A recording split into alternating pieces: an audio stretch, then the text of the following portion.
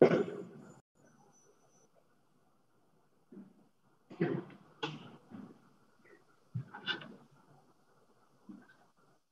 bergabung Pak Menteri, Pak Sofyan Djalil. Oke, kita mulai kegiatan hari ini. Assalamualaikum warahmatullahi wabarakatuh. Selamat siang, salam sejahtera, salam kebajikan, salam sehat dan salam sukses buat kita semuanya yang mengikuti kegiatan ini di seluruh Indonesia. Dan tak lupa selamat Hari Pers Nasional kepada seluruh teman-teman insan pers, media, di mana saja berada yang mengikuti kegiatan ini. Apa kabar Bapak Ibu semua? Baik ya, Alhamdulillah. Ya, mudah-mudahan semua dalam kondisi baik, sehat. Senang sekali, perkenalkan saya Indra Utama, pemimpin redaksi majalah Property and Bank, mewakili teman-teman PWI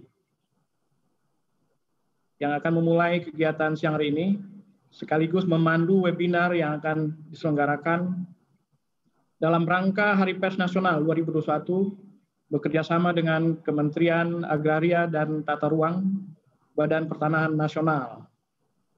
Sebelumnya izinkan saya menyapa sejumlah pejabat ATR BPN yang ikut hadir. Pak Menteri, Pak Sofyan Djalil, salam Pak, sehat terus Pak. Pak Sekjen, Pak Himawan Arif Suboto sudah juga hadir bersama kita, ini yang ditunggu-tunggu paparannya nanti. Kemudian Bapak Suyus Windayana, Dirjen Penetapan Hak dan Pendaftaran Tanah. Kemudian ada Bapak Dela Abdullah, staf ahli Menteri Bidang Pengembangan IT. Nah ini juga nanti akan banyak pertanyaan ini terkait elektronik. Staf khusus Menteri Bidang Kelembagaan Bapak Taufikul Hadi, Ibu Andriani, tenaga ahli Menteri Bidang Sumber Daya Manusia, Ibu Yulia, Kepala Biro Humas Kementerian, dan Bapak Ibu semua teman-teman PWI dari seluruh Indonesia yang turut hadir dan tidak bisa saya sebutkan satu persatu. Bapak Ibu, mari kita awali kegiatan hari ini dengan sama-sama mengucapkan Bismillahirrahmanirrahim. Dan untuk membuka acara kita langsung mendengarkan sambutan Ketua Umum PWI Pusat, Bang Atal Sembiring Depari. Dengan hormat kami Atal, langsung dari kantor PWI Pusat. Silakan Bang Atal.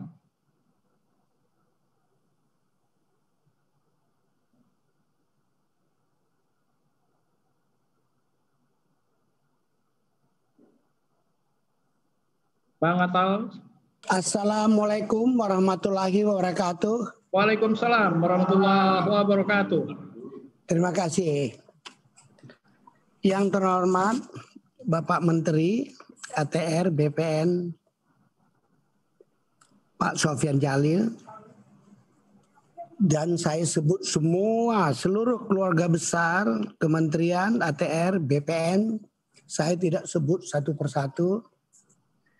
Sahabat-sahabat saya PWI pers dari seluruh Indonesia, kalau sudah sempat bergabung, saya sampaikan selamat siang dan salam sehat.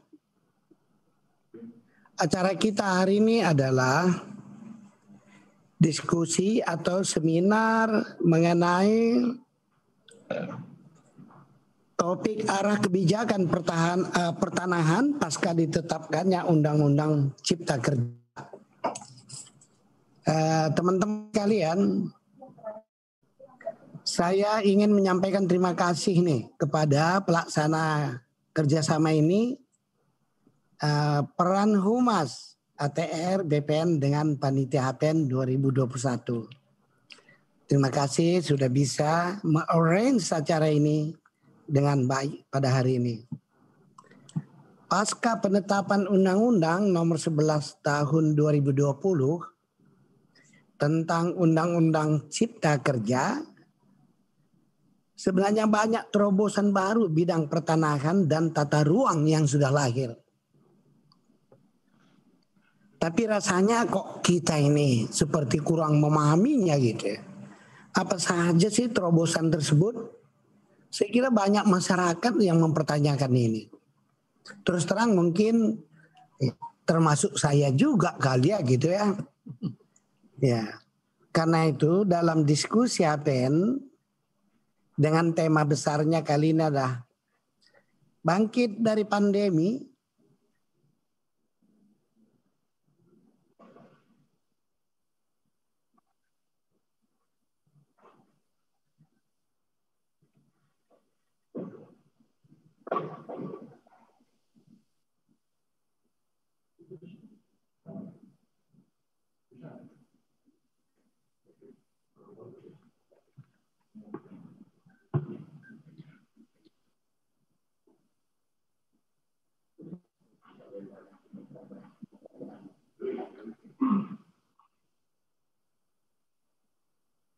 Ya, kelihatannya terputus koneksinya. Kita tunggu sebentar, Bapak Ibu.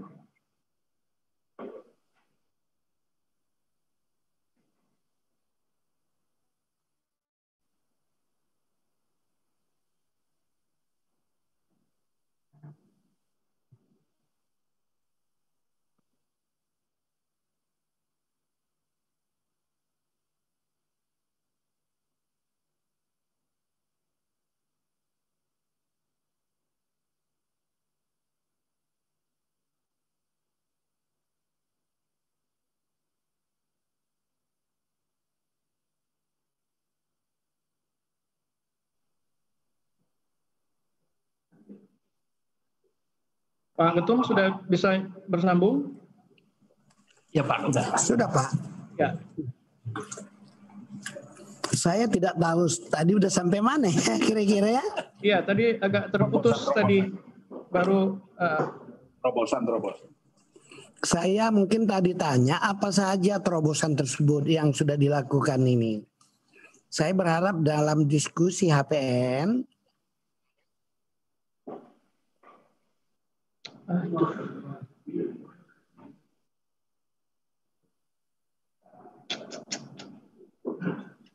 Pagi.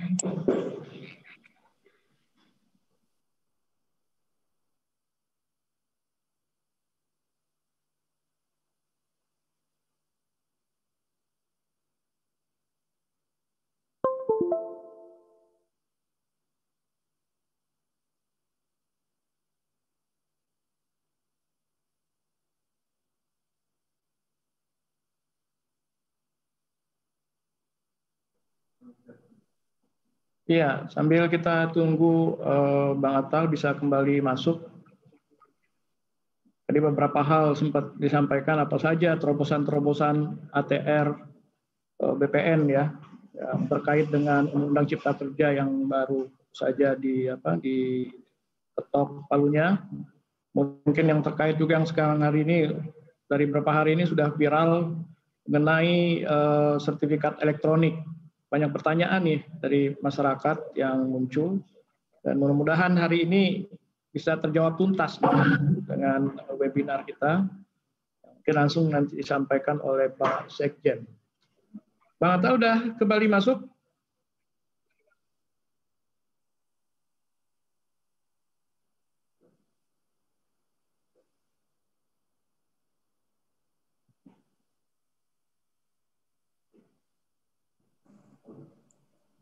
Masih belum masuk Bang Atal, Pak Ketum?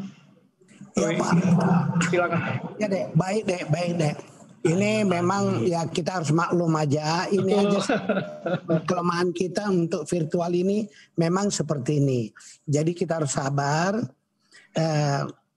Saya tadi mengatakan kita syukur.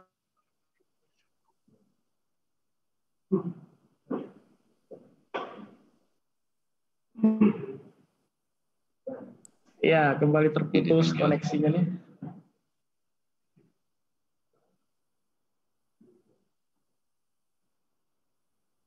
Mudah-mudahan bisa kembali tersambung dengan Ketua Umum PWI, Bang Atal.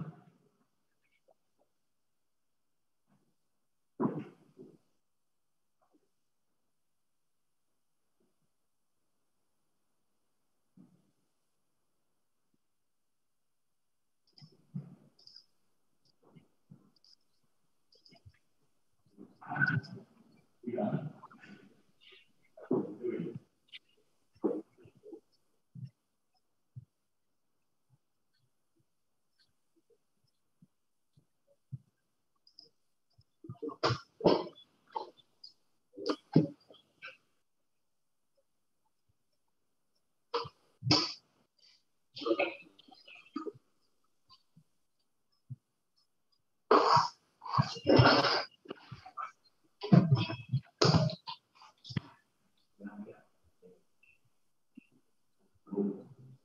mungkin sambil menunggu kembali tersambung dengan Bang Atal, Ketua Umum PWI. Mohon izin, mungkin kita minta langsung keynote speech dari Pak Menteri ATR BPN, Bapak Sopyan Djalil. Ya, dengan hormat kami persilakan Pak Sopyan Djalil.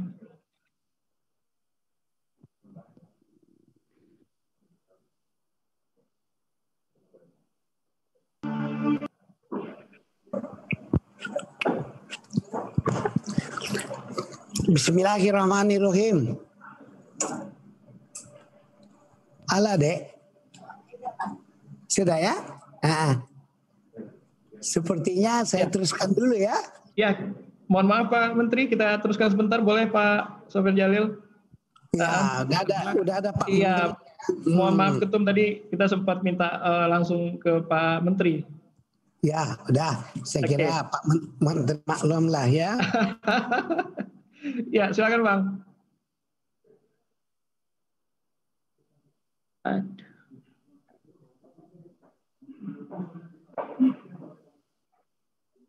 Baik, kelihatannya putus lagi ini hubungan dengan Bang Atal. Kita minta Pak Menteri saja dulu, nanti mungkin bisa disambung lagi. Silakan Pak Menteri, mohon maaf Pak.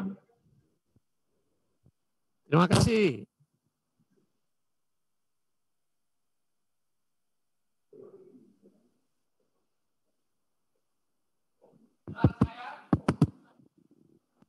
Cek.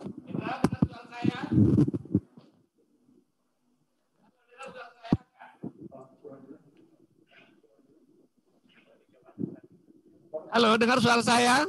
Bagus Pak Menteri. Silakan Pak. Dengar Pak. Oke, terima kasih banyak. Bapak Ketua PWI yang saya hormati, Saudara Moderator, Mas Indra Utama, dan seluruh hadirin yang berbahagia. Saya mengucapkan puji syukur kehadirat Tuhan Yang Maha Kuasa, kita bisa ketemu pada hari ini dalam rangka webinar ulang tahun atau Hari Pers Nasional tahun 2021. Topiknya yang dimintakan kepada saya atau topik yang kita bicarakan pada hari ini adalah arah kebijakan pertanahan pasca Undang-Undang Cipta Kerja. Sebagaimana diketahui, background Undang-Undang Cipta Kerja yaitu tantangan bagi kita bagaimana mempercepat penciptaan lapangan kerja itu sendiri. Ya, sebelum COVID aja kita ada 7 juta orang masih menganggur. Akibat dari COVID, mungkin paling sedikit 3,5 juta orang kehilangan pekerjaan. Ya. Nah, oleh sebab itu, dengan COVID ini justru Undang-Undang Cipta Kerja ini jauh lebih mendesak lagi. Ya, walaupun kita menyiapkan Undang-Undang Cipta Kerja waktu itu sebelum COVID. Alhamdulillah undang-undang itu sudah sah dan kemudian peraturan pelaksanaan PP tentang peraturan pelaksanaannya itu juga sudah ditandatangani sesuai dengan deadline yang ditetapkan oleh undang-undangnya sendiri. Kenapa Undang-Undang Cipta Kerja ini diperlukan? Karena kita tahu selama ini negeri kita terlalu banyak izin, terlalu banyak regulasi. Ya, izin membuat listrik misalnya kalau sejarahnya waktu Pak Jokowi baru menjadi presiden, Pak Jokowi presiden ingin mempercepat menyediakan listrik. Diketahui bahwa izinnya itu ratusan jenis izin. Perlu untuk mengurus izin paling sedikit 4 tahun. Itu misalnya. Itu satu contoh membuat power plant untuk menyediakan listrik. Ada contoh lagi, ada kawan saya bikin tambak udang, ya, luas tambak udang cuma sekitar 8 hektar. Itu ngurus izinnya lebih dari 1 tahun. Dengan begitu banyak jenis izin, menghadap begitu banyak orang, Biaya resminya sih nggak banyak, sekitar 40 juta. Biaya tidak resminya nggak ketulungan. Itu misalnya contoh. Ya. Belum lagi kita bicara betapa frustasinya orang-orang yang mau melakukan ekspor. Habis waktunya bukan bagaimana menikahkan ekspor, tapi bagaimana mengurus izin, mengurus berbagai begitu berliku-likunya birokrasi. Ya. Nah, oleh sebab itu Undang-Undang Cipta Kerja mengubah paradigma. Yang pertama adalah izin itu baru diperlukan kalau beresiko. Jadi kalau dulu paradigma Indonesia semua perlu izin, sekarang pada hakikatnya kalau nggak ada beresiko nggak perlu izin. Jadi risk based. Kalau resikonya nggak ada resiko nggak perlu izin. Kalau resikonya rendah, maka mereka harus mengikuti standar NSPK saja. Norma, standar, kriteria, prosedur dan kriteria. Ikutin kriteria itu. Kriteria ini seperti safe harbor. Ini persyaratannya, you ikutin, jalankan. Sedangkan kalau misalnya resikonya tinggi, maka perlu ada izin. Ada perlu AMDAL, perlu macam-macam. Dengan demikian diharapkan nanti begitu undang-undang jadi sekitar 80% usaha-usaha itu tidak perlu izin lagi. Dan ini akan sangat menguntungkan pengusaha kecil.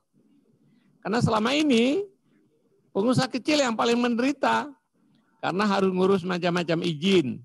Biayanya yang mahal, waktunya nggak ada kepastian.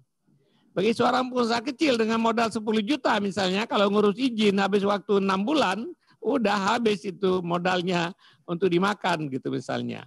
Apalagi kalau biaya mengurus izinnya sampai dengan berjuta-juta, sehingga memakan modalnya dalam jumlah yang sangat besar. Oleh sebab itu, Saudara Pak Indra, selama ini kita nggak sadar kenapa pengusaha Indonesia, pengusaha kecil tidak menjadi besar. Yang besar tambah besar, yang kecil tidak bisa besar. Salah satu adalah hambatan regulasi. Karena perizinan yang luar biasa banyak. Ya, luar biasa lama. Di BPN misalnya selama ini atau sebelum-sebelumnya, ya walaupun sekarang masih terus kita berhadapan dengan masalah ini. Bagaimana mempercepat pelayanan masyarakat. Dulu ya itu misalnya bikin sertifikat, kita tidak tahu berapa lama bisa selesai. Ya, kalau tidak ada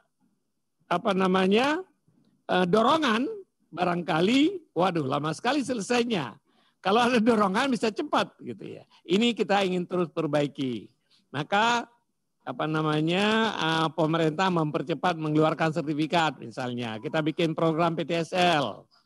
Kemudian misalnya untuk memudahkan dunia usaha, orang-orang yang pinjam pada bank, kita perkenalkan hak tanggungan elektronik. Pengecekan tanah kita perkenalkan lewat digital. Ya. Kemudian zona nilai tanah bisa dicek lewat digital. Dan nanti mulai tahun ini kita sudah keluarkan aturan untuk kita mulai perkenalkan sertifikat elektronik. Yang hari ini banyak sekali salah paham, banyak sekali kekeliruan, banyak sekali orang mengutip di luar konteks. Seolah dengan hak elektronik ini BPN akan mengikat. Itu tidak benar. Saya ingin katakan, Indra, bahwa BPN tidak akan menarik sertifikat. Semua sertifikat lama tetap berlaku sampai kemudian kita transform ke dalam bentuk sertifikat elektronik. Dan itu perlu waktu. Ya, nanti akan dijelaskan mungkin oleh Pak Dirjen atau Pak Sekjen. Jadi, apa yang telah dilakukan oleh BPN selama ini dalam rangka reformasi memperbaiki layanan kepada publik, kami terus melakukan berbagai perbaikan internal. Alhamdulillah sertifikat kita keluarkan jutaan setiap tahun sekarang. Ya. Bahkan kalau produk PTSL namanya, produk PTSL bukan sertifikat semua, kita pernah mengeluarkan sampai dengan 11 juta satu tahun. Walaupun targetnya di bawah itu. Tapi karena COVID sekarang tahun 2020 kurang. produk PTSL kita mencapai 6, sekian juta. Tapi itu masih cukup banyak dibandingkan dengan sebelumnya. Kami memperbaiki sistem, memperkenalkan tadi hak tanggungan elektronik, pengecekan elektronik, zona nilai tanah secara elektronik, dan lain-lain. Ya. Kemudian juga kita terus memperbaiki mekanisme supaya orang yang mengurus sertifikat dan balik nama supaya sedapat mungkin mengikuti prosedur SOP dengan waktu yang lebih pasti supaya masyarakat makin terlayani. Dengan demikian masyarakat tidak perlu lagi banyak sekali menghabiskan uangnya untuk hal-hal yang tidak produktif. Begitu juga Indra tentang apa yang kita lakukan setelah ada Undang-Undang Omnibus Law. Kita telah melakukan reformasi dan akan terus kita melakukan reformasi untuk membuat BPN menjadi lebih baik, lebih profesional, ya, lebih terpercaya. Tapi ini adalah transformasi sebuah institusi perlu waktu. Ya. Alhamdulillah hari ini saya bisa menyatakan bahwa BPN kini sudah lebih baik. Belum baik, tapi sudah lebih baik. Karena menjadi baik itu adalah sebuah proses, ya, perlu waktu, perlu perubahan mindset. Saya pikir kalau misalnya masyarakat yang pergi ke BPN, akhir-akhir ini sudah melihat terjadi perubahan yang cukup signifikan di berbagai kantor BPN di seluruh Indonesia. Reformasi ini juga menyebabkan beberapa kantor BPN sudah diakui sebagai wilayah bebas korupsi, wilayah yang penuh dengan zona integritas, itu sudah mulai. Dan kita akan terus dorong supaya semua kantor BPN nanti bisa menuju ke arah itu. Kemudian juga sebagaimana diketahui, ATR ini bukan saja BPN, tapi juga tata ruang. Di tata ruang juga kami terus mendorong memperbaiki semua mekanisme sehingga penyusunan tata ruang menjadi lebih cepat, lebih mudah, lebih transparan. Kami sudah memperkenalkan GISTARU, Geo Information System Tata Ruang. Semua tata ruang RDTR nanti itu wajib ditaruh di dalam sistem GISTARU ini. Sehingga semua orang akan tahu di mana bisa bangun apa, di mana zona bisnis, di mana jalur hijau, di mana untuk perumahan. Selama ini dokumen tata ruang biasanya itu adalah di dalam laci para pejabat di dinas tata ruang. Sehingga akhirnya banyak orang korban karena perubahan warna, kejatuhan cat. Tadinya catnya kuning, berarti daerah perumahan, daerah bisnis, tiba-tiba catnya tertimpa dengan cat hijau. Ya, daerah bisnis menjadi jalur hijau.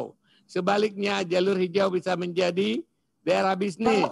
Ini sekarang kita mewajibkan tata ruang wajib masuk dalam GISTARU supaya masyarakat mengetahui. Kita juga dalam rangka pelaksanaan Undang-Undang Cipta Kerja, pelayanan izin dan pelayanan perizinan dan investasi lewat OSS, One Single Submission, kita juga mempercepat dikeluarkannya rencana detail tata ruang. Sekarang masih jauh dari sasaran, kita ingin punya sasaran paling sedikit 2.000 wilayah punya rencana detail tata ruang. Dengan rencana detail tata ruang, orang bisa akan melihat penggunaan tata ruang untuk apa, di mana, dalam skala peta 1:5.000. Dan begitu RDTR ini jadi, kita akan masukkan juga ke dalam GISTARU. Ya. Jadi, Saudara Indra, BPN telah berupaya memperbaiki layanan kami kepada masyarakat sebagaimana bagian dari perubahan atau perbaikan yang terjadi di Indonesia. BPN juga diberikan tugas untuk pengadaan tanah. Alhamdulillah, ya, dengan tugasan tersebut berdasarkan Undang-Undang Nomor 2 Tahun 2012, kami telah mampu menyelesaikan tanah-tanah untuk kepentingan infrastruktur hampir di seluruh Indonesia. hampir seluruhnya selesai. Ya, kalaupun ada yang belum selesai, ada faktor-faktor di luar BPN atau anggarannya karena COVID misalnya terpaksa direalokasi. Karena itu pembuatan jalan tol ya kita lihat sekarang tidak menjadi hambatan lagi. Di Sumatera dari Bakauheni sampai Palembang sudah tersambung. Dari Pekanbaru sampai Dumai sudah tersambung. Dari Medan sampai Binjai, kemudian Tebing Tinggi sudah tersambung. Dari Banda Aceh sampai Sigli sudah tersambung. Direncanakan ya kalau tidak ada arah melintang tahun 2024 seluruh jalan tol Sumatera telah tersambung. Di Jawa sudah sampai dengan Probolinggo, sedang dikerjakan ke Banyuwangi, ke Jogja, dan lain-lain. Di Kalimantan dari Balikpapan, Samarinda, di Sulawesi, Manado, Bitung, dan lain-lain. Oleh sebab itu juga ada bagian dari yang dikerjakan oleh BPN. Jadi kalau ditanyakan apa reformasi yang telah dilakukan oleh BPN, sudah banyak, tapi tentu kami terus akan memperbaiki diri untuk melayani masyarakat menjadi lebih baik dan lebih efisien lagi di masa yang akan datang. Barangkali itu, terakhir saya ingin sentuh sedikit tentang sertifikat elektronik ini.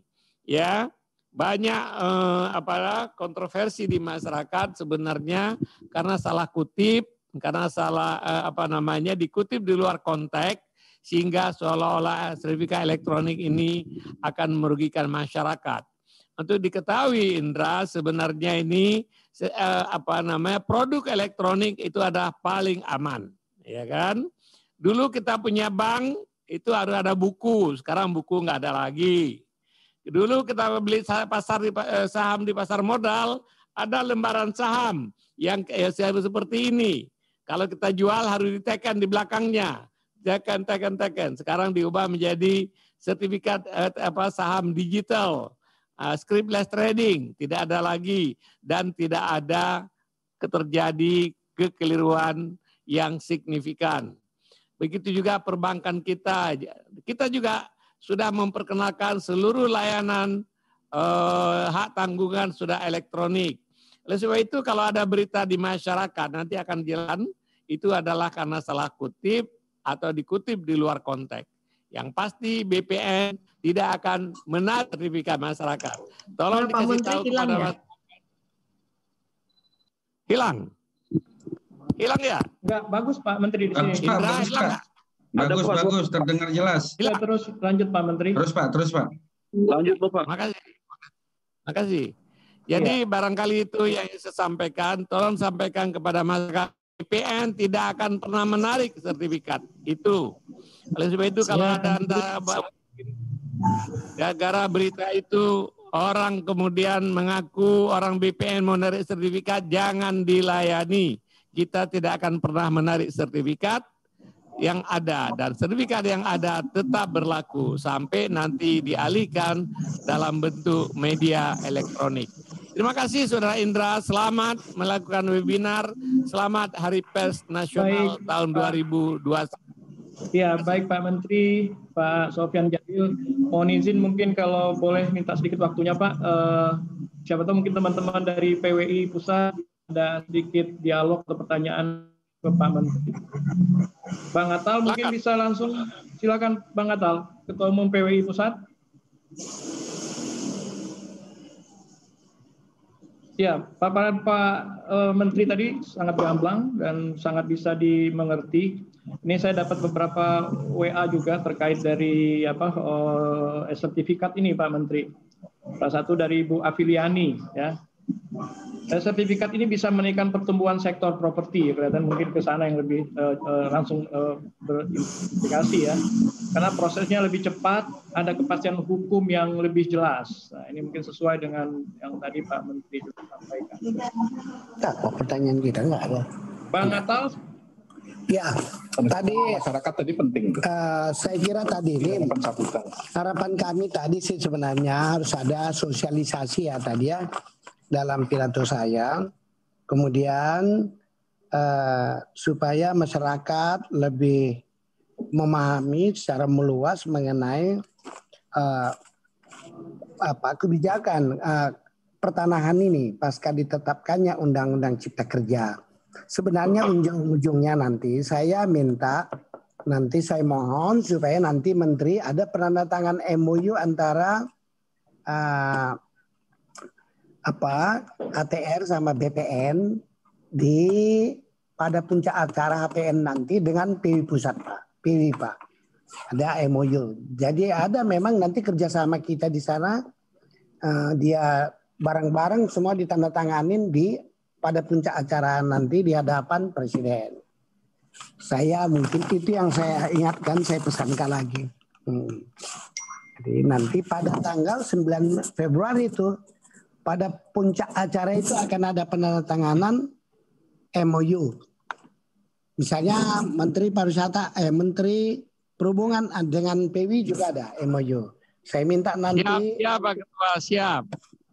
Terima kasih Bapak. Ya. Ada masalah dengan langsung dijawab Ketua Umum Pak Menteri. Ya. Ini belum ada masalah aset PW. Kalau ada nanti saya laporkan. Oke, siap. Kita sertifikatkan sama aset PWI. Iya Pak Menteri.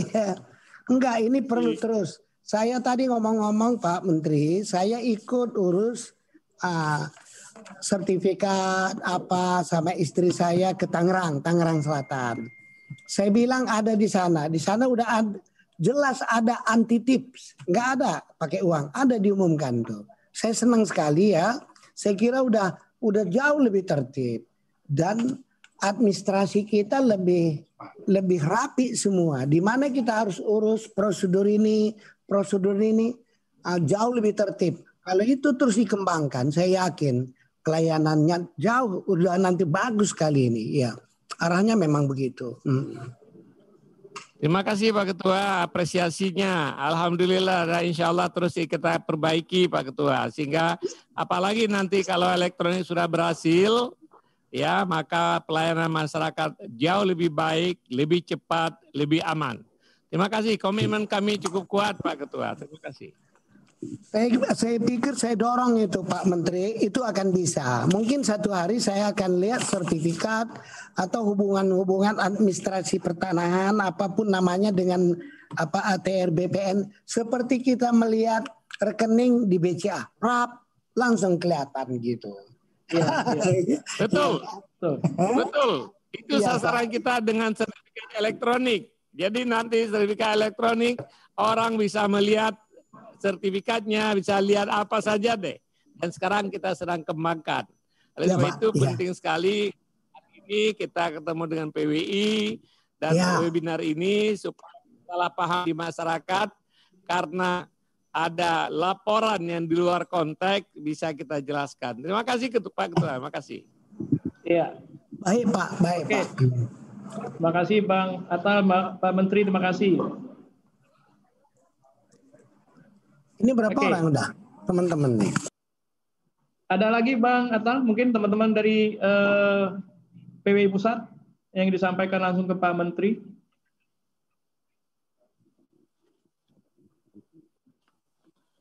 Cukup Pak Bang? Barangkali.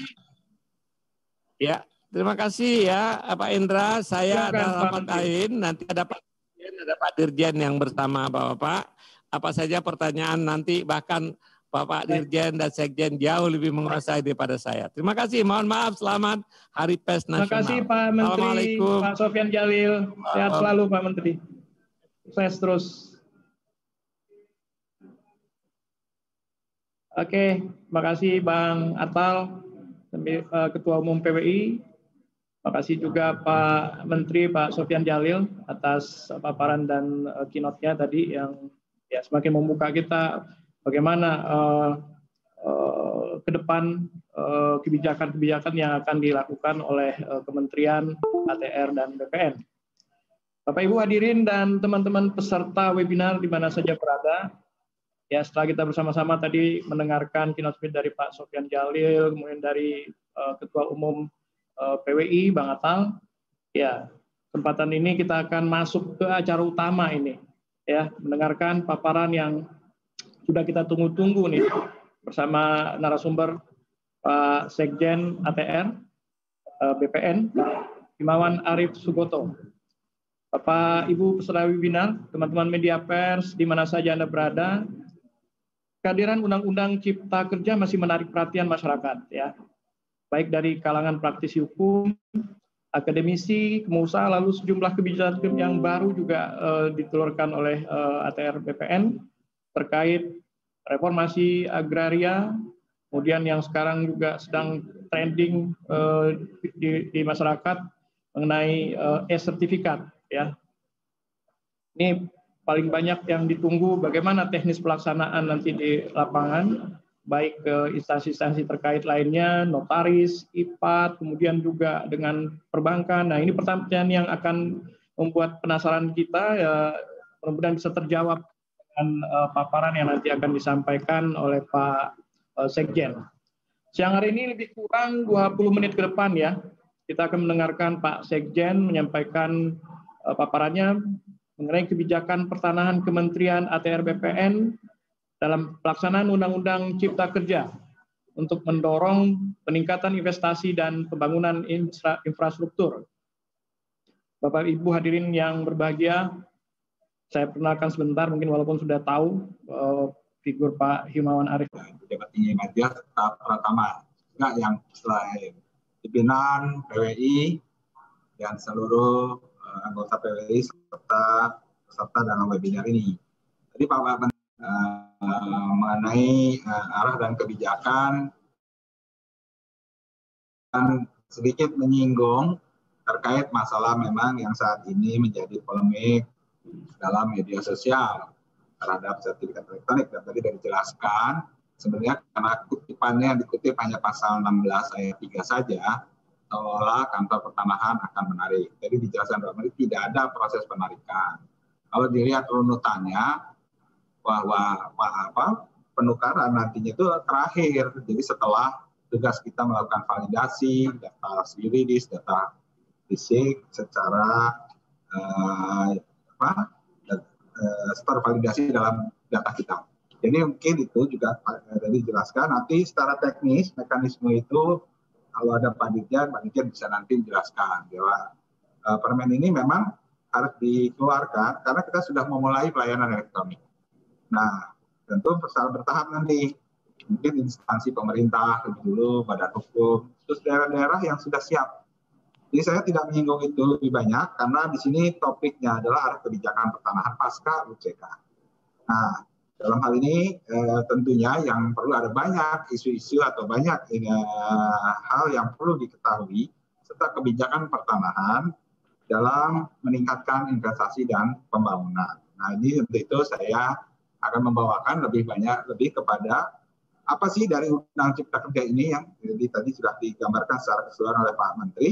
Tentu turunannya adalah kita menyusun peraturan pemerintah yang sudah kita selesaikan dan sudah masuk ke Seknek, tinggal ditandatangani oleh Bapak Presiden.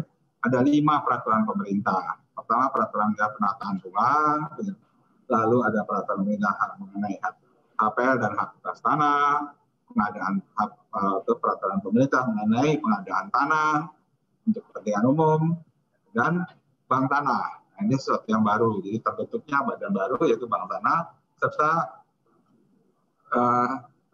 penertiban kawasan dan tanah kelautan.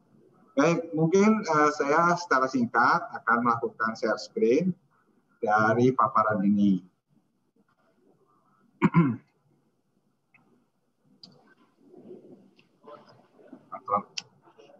Ini nggak bisa sedikit.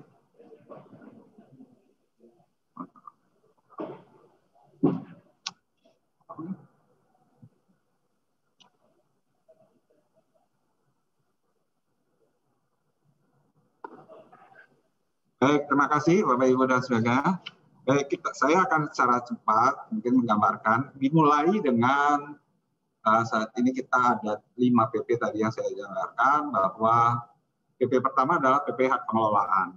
Pada Undang-Undang Pokok Agraria, hak pengelolaan memang belum dikenal.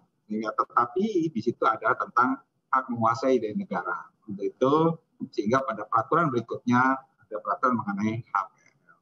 hak pengelolaan. HPL bukan hak atas tanah, tapi kewenangan negara yang diberikan kepada satu badan, satu institusi, untuk mengelola tanah tersebut. Lalu ada mengenai hak atas tanah, yang kita sudah tahu ada 4 jenis hak atas tanah, hak milik, hak pakai, hak BB, dan HGU, dan juga adanya strata tata atau sarusun, dan proses pendaftaran tanah. Saya langsung singkat, inilah kira-kira highlight yang ada dalam PP mengenai HPL dan hak atas tanah. Jadi HPL yang memang adalah hak menguasai dari negara yang kewenangannya pelaksananya sebagian dilimpahkan kepada pemegang HPL, dan HPL diberikan berdasarkan tanah negara kepada instansi-instansi, ya termasuk tanah ulayat. Ini ada terobosan hukumnya. Jadi untuk mendukung masyarakat hukum adat yang telah terdaftar, telah diatur dalam perdanya, ini dimungkinkan untuk diberikan HPL untuk memanfaatkan tanahnya. Sehingga masyarakat tersebut tidak perlu harus menjual tanahnya, mengeluarkan dari batas itu dan sebagainya, sehingga bisa diberikan HPL dan dia bekerja sama untuk memanfaatkan ekonomi di atas tanah tersebut. Siapa saja yang akan bisa mendapatkan HPL tersebut adalah sini pada instansi pemerintah, pemerintah daerah, BUMN, BUMD, badan hukum, bank tanah yang saat ini sudah terbentuk secara undang-undang, dan badan hukum lainnya ditunjuk oleh pemerintah. Nah, di atas HPL ini dapat diberikan hak atas tanah, kecuali hak milik. Apabila diberikan hak milik, maka tentu HPL-nya menjadi, karena hak milik merupakan hak yang terkuat, sehingga akan lepas. Nah, ini tentunya akan diatur mana yang akan diletakkan boleh diberikan hak milik HPL di atas. Ini tentunya ada pengaturannya. Nah, hak atas tanah sendiri, tadi saya bahwa ini sebenarnya tidak berbeda dari apa yang ada di dalam Undang-Undang Pokok Agraria, ada 4 jenis, hak milik, HBU, dan sebagainya. Nah, di sini ada terobosan hak baru, di mana di atas HPL ini, ya biasanya HGU hanya di atas tanah negara saja. Saat ini kita memberikan dapat diletakkan HGU di atas HPL. Ini juga sebuah terobosan baru. Nah, untuk itu kita mencoba memperkenalkan satu konstruksi hukum pertanahan yang baru dalam rangka mengoptimalisasi tanah tersebut untuk meningkatkan kesejahteraan masyarakat, peningkatan pertumbuhan ekonomi, dan sebagainya. Di sini kita mulai mengatur pemberian hak atas tanah pada ruang atas tanah dan ruang bawah tanah. Kita tahu saat ini pembangunan di perkotaan sudah mulai, pembangunan underground, pembangunan yang mungkin lintas di ruang atas dan sebagainya. Nah, ini sudah harus diatur. Kita lihat beberapa di daerah CBD ini sudah terjadi. Ya. Lalu juga di sini tadi yang saat ini Pak Menteri sudah sampaikan bahwa kita ke depannya akan menuju semuanya dalam sistem elektronik. Untuk itu kita sudah memberikan dalam hak atas tanah memperkenalkan sertifikat dalam bentuk elektronik, dokumen-dokumen dalam bentuk elektronik. Nah, yang menarik tentunya ini yang juga sering ditanya para pengembang dan bagaimana konsep sarusun ke depan, satuan rumah susun. Nah, memang satuan rumah susun yang ada, rumah susun adalah bagian dari konsep pembangunan yang menuju pada satu konsep development yang lebih baik ya dalam rangka memanfaatkan tanah dan ruang secara optimal.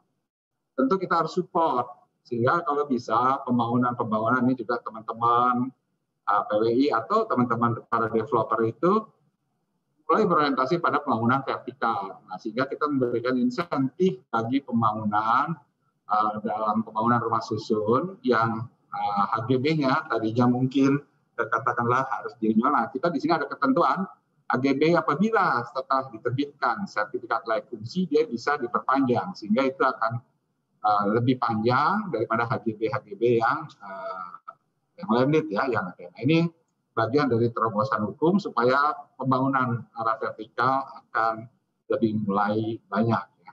Ini juga didukung kita memberi peluang adanya investasi masuk.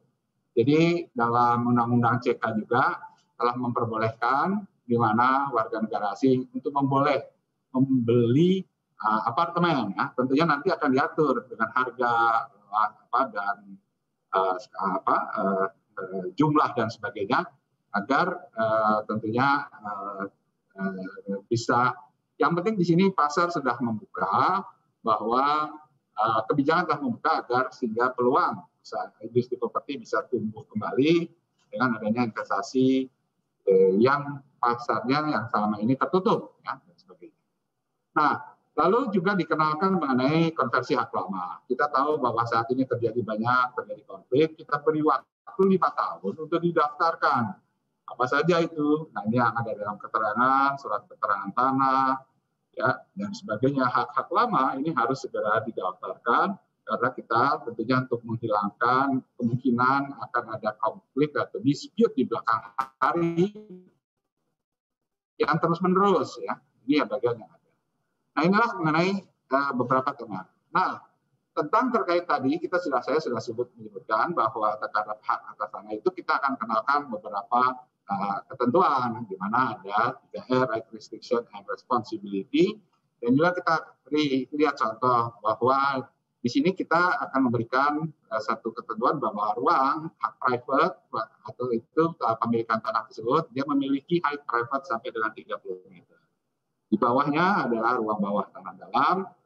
Tentu pada saat ini memang belum banyak, tetapi di beberapa negara maju pembangunan infrastruktur, tunnel dan sebagainya itu berada di bawah underground yang secara pembangunan nantinya mungkin di beberapa kota di Indonesia sudah melakukan pembangunan tersebut. Nah, dalam hal ini tentu adalah pembangunan yang di atas 30 meter dapat tenaga tinggi, tapi kalau di bawah selama tidak mengganggu, maka ini adalah hak pemerintah untuk melakukan pembangunan. Nah, ini juga dikenalkan batasan-batasan dalam hak. Nah, pendaftaran elektronik ya tadi juga saat ini sudah dimulai dan kita sekarang terus melakukan alih media sampai nantinya semuanya kita masuk dalam suatu big data yang pertanahan tata ruang yang mana tujuan kita adalah untuk menyiapkan kita menjadi institusi yang bisa memberikan pelayanan secara cepat, transparan dan sebagainya. Jadi yang sempat ramai dan juga dibahas adalah sertifikat elektronik. Ini sertifikat elektronik berada di ujung, ya. Kita masih banyak proses yang harus dijalani. Tetapi ada bagian daerah-daerah yang saat ini sudah siap secara fisik. Tapi kita akan pilih tentu instansi dan juga lokus mana yang bisa diberikan sertifikat elektronik. Karena kita sudah 75 tahun lebih Indonesia merdeka, kita saatnya juga masuk. Kalau kita menunggu pendaftaran tanah itu lengkap, baru dimulai 2025 sudah terlalu terlambat. Sementara masalah digitalisasi adalah suatu yang keniscayaan yang saat ini semua sudah melakukan transaksi transaksi digital atau elektronik. Nah, ini bagian yang nanti akan diterangkan kalau jika ditanya. Yang kedua adalah mengenai RPP pengadaan tanah. Ada beberapa hal yang baru dalam hal ini. Pengadaan tanah, saya akan mendekatkan saja mungkin di sini kita ada boleh pengadaan tanah skala kecil. Nah, kecil kalau yang skala besar tersebut mungkin harus melalui penlok lama dan sekarang kalau yang skala kecil dapat dilakukan secara langsung. Dan juga ada beberapa proses yang saat ini di mana kita tetapkan seperti nilai ganti rugi bersifat final, ya, lalu pengadilan negeri diberi waktu 14 hari serta beberapa ketentuan lain. Nah, yang perlu di sini dilihat bahwa kita juga untuk pengadaan tanah untuk proyek strategis nasional dapat dilakukan oleh badan usaha. Artinya swasta bisa berpartisipasi selama diprakarsai oleh pemerintah. Nah, ini ada terobosan baru sehingga ketergantungan terhadap pemerintah ataupun memanfaatkan kerjasama dengan antara pemerintah, badan usaha, BUMN dan sebagainya bisa dilakukan supaya seluruh pembangunan di Indonesia ini makin lama bisa melibatkan sektor-sektor di luar pemerintahan. Lalu juga kita mengenakan tarif 0% pada proyek strategis nasional. Ya, ini juga bagian agar percepatan pembangunan dapat berjalan dengan baik. Nah, kalau dulu proses pelaksanaan pengadaan tanah, ATR BPN hanya di bagian pelaksanaan. Nah, sekarang dalam Undang-Undang Cipta Kerja kita ikut mulai dari tahap perencanaan. Dalam rangka dokumen perencanaan pengadaan tanah, ini tentunya akan penting. Jadi bagaimana dia mengestimasi biaya pengadaan tanah kalau dia tidak tahu. Nah, kita punya zona nilai tanah, punya neraca penggunaan tanah dan sebagainya, maka akan memperbaiki, akan membuat dokumen perencanaan akan lebih baik. Baru masuk proses pelaksanaan, persiapan yang mana gubernur atau wali kota menetapkan penlog, dan setelah itu baru HTR BPN akan melaksanakan tugasnya. Sampailah penyerahan hasil kepada institusi yang mengelola tanah. Ini meng-highlight tadi bahwa PSN dan sebagainya, saya rasa ini sudah disampaikan. Dan yang keempat adalah, yang ketiga adalah terbentuknya badan baru, Bank Tanah. Mengapa saat ini? Nah, kita lihat nih secara latar belakang ya. Saya mau coba mengambil data, tapi mungkin harusnya datanya sampai 2019 harus bisa, tapi saya belum punya, bahwa kenaikan harga tanah ini begitu tinggi. Sebenarnya kalau kita lihat inflasi kita yang dulunya katanya 6%, kalau masukin harga tanah, pasti jauh lebih dari 6%. Nah, semakin lama makin tanah semakin mahal. Kita lihat dari sisi tata ruang di Jabodetabek saja. Tahun 75 sampai dengan tahun 2020 dan sampai tahun berikutnya, luar biasa perubahannya dengan cepat sekali. Tentunya tadi akibat dari ini, maka semakin besar, makin terjadilah alih fungsi tanah yang tadinya hijau untuk produktif, hijau untuk perkebunan, berubah semuanya menjadi permukiman, industri, dan sebagainya. Ya, inilah yang mengakibatkan sebenarnya terjadinya kondisi yang terjadi gap ya. Kebutuhan akan tanah begitu banyak untuk beberapa program. Kita akan sangat sulit sekali menyediakan perumahan di sebuah perkotaan untuk affordable housing, untuk masyarakat bangunan rendah. Karena apa? Karena mahalnya harga tanah tersebut. Lalu bagaimana kita bisa memastikan program pembangunan bisa? Maka permasalahan pertanahan ini harus diatasi. Kita melihat begini, ini melihat beberapa contoh bahwa memang karena saat ini tanah begitu menarik dan tanah tidak ada yang deflasi, tanah semua atau tanah tidak ada yang turun harganya, tanah pasti akan selalu meningkat sehingga orang berbondong-bondong melakukan pembelian tanah yang akibatnya membuat harga tanah makin lama makin mahal, dan celakanya makin tidak mampu, masyarakat tidak mampu untuk bisa mendapatkan akses membeli tanah atau tinggal di rumah. Jadi semakin miskin orang akan semakin, kalau di permukiman akan semakin jauh dia bisa beli. Effort dia jalan, biaya transportasi akan makin besar. Lalu juga masalah sektor pertanian, ketimpangan masyarakat dan sebagainya. Nah, inilah yang harus diatasi, maka pemerintah perlu melakukan optimalisasi perannya yaitu dalam bidang pertanahan. Jadi kita dalam posisinya di sini, Bank Tanah yang dipimpin oleh Komite Bank Tanah ini, yang berada di bawah Presiden, diketuai komite ini oleh Menteri Agraria dan Tata Ruang, Menteri Keuangan, dan Menteri PU. Di mana fungsi BPN, ATR BPN adalah sebagai fungsi regulator, dan Bank Tanah di sini fungsi sebagai line manager. Nah, bagaimana prosesnya nanti tentu akan dijelaskan dalam PP ini. Di sini dalam kelembagaan Bank Tanah dijelaskan, Bank Tanah adalah badan yang diberikan kewenangan khusus, ya, atau sui generis istilah dalam hukumnya. Nah, dalam rangka mengelola tanah, dengan fungsi perencanaan, perolehan, pengadaan, dan sebagainya.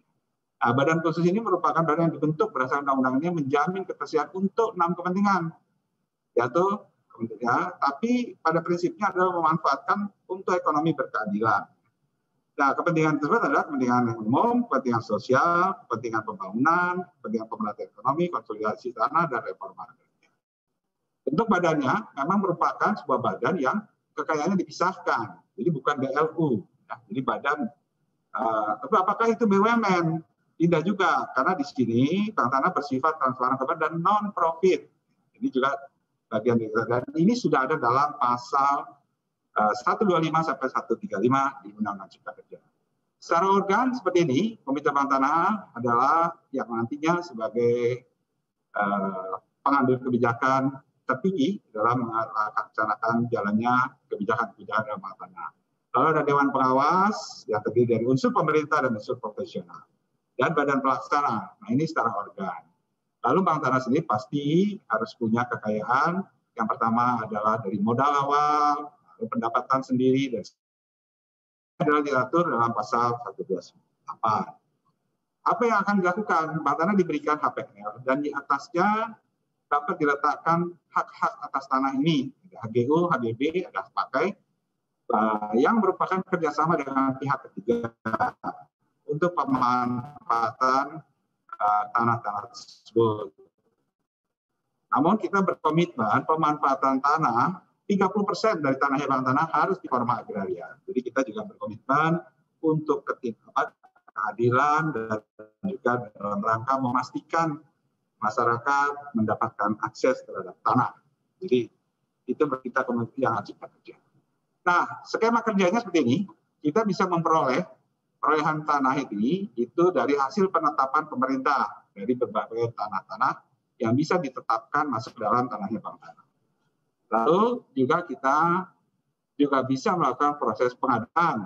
Ya. Pengadaan ini bisa dilakukan pengadaan ditugaskan menggunakan nomor 2 atau pengadaan langsung.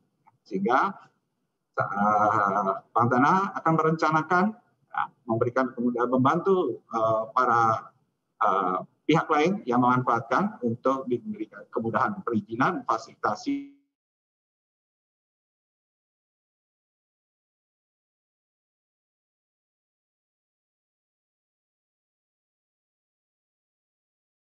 properti untuk kepentingan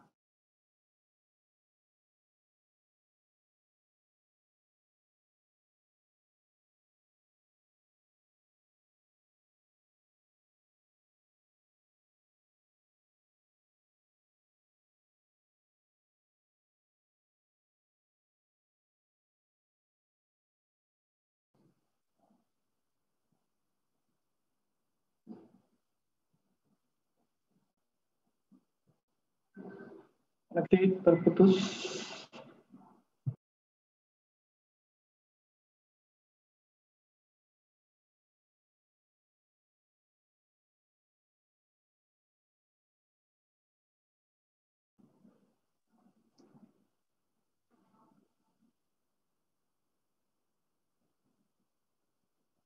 Suara Pak Sekjen nggak keluar.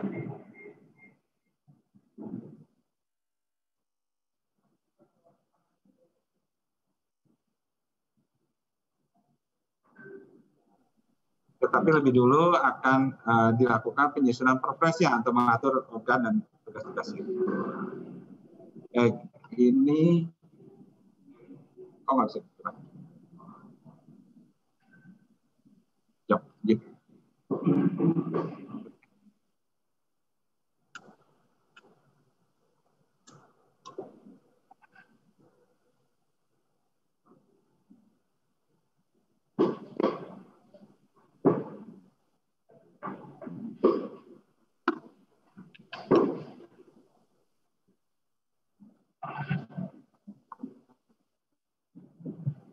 Oke.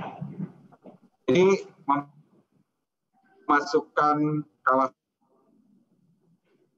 ini karena banyak sekali para pengusaha. Memang ini kewenangannya tidak di ATR. Makanya Kementerian ATR di sini setelah memantau tanah kawasan tersebut ditelantarkan dari izin yang telah dikeluarkan akan menyampaikan kepada yang memberikan izin untuk diberikan langkah-langkah agar tidak saja izin tersebut dibiarkan dengan mengunci ataupun menyandra pembangunan. Lalu juga objek tanah terlantar adalah bagian yang harus diperbaiki. Tujuannya agar semua orang yang memiliki tanah harus bisa jaga tanahnya, memanfaatkan tanahnya. Nanti pendaya gunanya bisa untuk reforma agraria, bisa untuk PSN, untuk bank tanah dan cadangan tanah. Nah, terakhir ini juga bagaimana mekanismenya. Jadi tidak serta-merta kita langsung menetapkan, biasanya kita akan memantau. Nah, bagi pengembang memang agak khawatir. Jadi selama ada master plan dan perencanaan tanah tersebut bagian dari land bank adalah sesuatu yang penting untuk enable sebuah developer, maka kita agak hati-hati dalam menetapkan. Lebih apabila tanah itu dibiarkan dan menjadi permasalahan bahkan larut-larut, tentu di situ harus diberikan. Nah, untuk itulah di sini dikeluarkan PP mengenai tanah kawasan dan tanah terlantar. Saya rasa mungkin secara highlight mengenai kebijakan baru di bidang pertanahan, kurang lebih ada 4 PP yang mengatur dalam kebijakan pertanahan tersebut. Terima kasih dan kami Assalamualaikum warahmatullahi wabarakatuh. Waalaikumsalam warahmatullahi wabarakatuh. Baik, tepuk tangan sekali lagi untuk Pak Himawan Arif yang telah menyampaikan materinya dengan sangat baik. Ya, ini kelihatannya respon yang ditunggu-tunggu oleh audiens ini sudah cukup banyak. Saya lihat ada beberapa pertanyaan yang sudah masuk juga. Ya, mudah-mudahan diskusi kita hari ini bisa menjawab ketidakpahaman dan mungkin keingintahuan teman-teman, Bapak Ibu, media pers di seluruh Indonesia. Oke, mungkin informasi materi Pak Sekjen tadi akan di-email ya ke Bapak Ibu peserta webinar yang melakukan registrasi melalui email yang sudah dikirimkan. Oke, untuk mempersingkat waktu, kita bisa masuk ke sesi selanjutnya. Ini sesi tanya jawab. Bisa pertanyaan disampaikan melalui chat yang tersedia atau WA juga kalau bisa memungkinkan. Kemudian karena saya yakin ini sesi ini sangat menarik, banyak respon. Jika memungkinkan masih ada waktu, kita masih punya waktu 1 jam ke depan.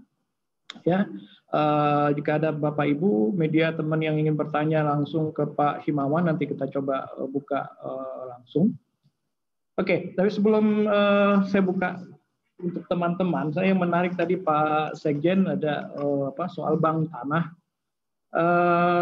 Ini pertanyaan yang mungkin agak sebenarnya sudah ditunggu-tunggu juga oleh teman-teman developer ya. Apakah dengan adanya bank tanah ini harga tanah untuk rumah subsidi ya, yang selama ini yang disubsidikan cuma suku bunganya, kemudian yang lainnya nggak ada nih.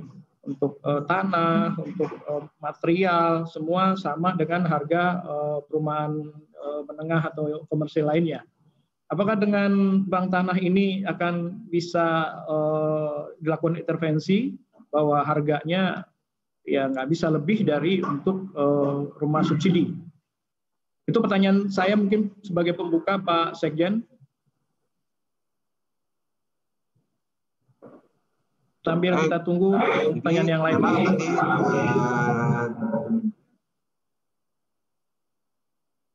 Bahwa memang bank tanah di sini hadir untuk keadilan pertanahan. Kita harus canggih bahwa bagaimana pemerintah bisa hadir untuk menyiapkan dalam konteks penyediaan perumahan. Memang kita tahu dari aspek demand side, pemerintah telah memberikan insentif dalam bentuk katakanlah KPR bersubsidi. Tapi dari supply side-nya, kita sebagian mungkin prasarana. Nah, kita tahu bahwa komponen pembangunan atau harga rumah itu ditetap. Tentunya ada komponen harga tanah, dengan bahan bangunannya, cost of fund-nya, dan sebagainya. Nah, tentu di sini pemerintah pasti menyadari bahwa hadirnya bank tanah ini harus bisa memfasilitasi penyediaan perumahan bagi masyarakat berpenghasilan rendah. Tadi kita gambarkan pada saat di peta kota Jakarta dan sebagainya, itu sangat tidak mungkin bisa membangun hunian bagi masyarakat berpenghasilan rendah. Nah, bank tanah bisa saja membeli tanah di tengah kota. Tentunya dengan perencanaan, dan apabila bank tanah telah memiliki permodalan yang banyak, dan maka dia bisa mulai terus-menerus memperbanyak tanahnya dan menyiapkan tanah tersebut dalam bentuk apakah kawasan siap bangun atau kawasan yang siap dibangun. Dan tentu orientasinya kita harus berusaha kepada yang keadilan pertanahan. Kita bisa saja menawarkan kepada nanti siapa saja, apakah dikerjakan oleh BUMN, developer atau developer swasta juga, selama harga tanahnya, selama harga rumahnya tersebut bagi masyarakat berpenghasilan rendah. Nah, disitulah kita bisa akan mengatur tarif untuk masyarakat MDR dengan tarif pemanfaatan lebih murah daripada yang normal ya, apabila dia harus membeli. Pasti tidak akan matching, karena inilah sebenarnya hadirnya negara melalui bank tanah untuk pembangunan perumahan bagi masyarakat berpenghasilan rendah. Dan bahkan sempat ada yang nanya, Pak, nanti boleh nggak Pak pengembang-pengembang dalam hunian berimbang itu dikumpulkan? Bisa saja ya, apabila kita memiliki tanah, maka kewajiban-kewajiban dia dikumpulkan, dijadikan satu, maka kita bisa membangun integrated public housing, ya, atau integrated affordable housing yang lebih bagus. Nah, kita nih di Jakarta tuh tidak ada kawasan yang besar terpadu. Kalau di luar negeri udah banyak sebuah kawasan terpadu, kemudian masyarakat berpenghasilan menengah bawah yang terkumpul ya, terintegrated. Nah, dan ini akan sangat bagus.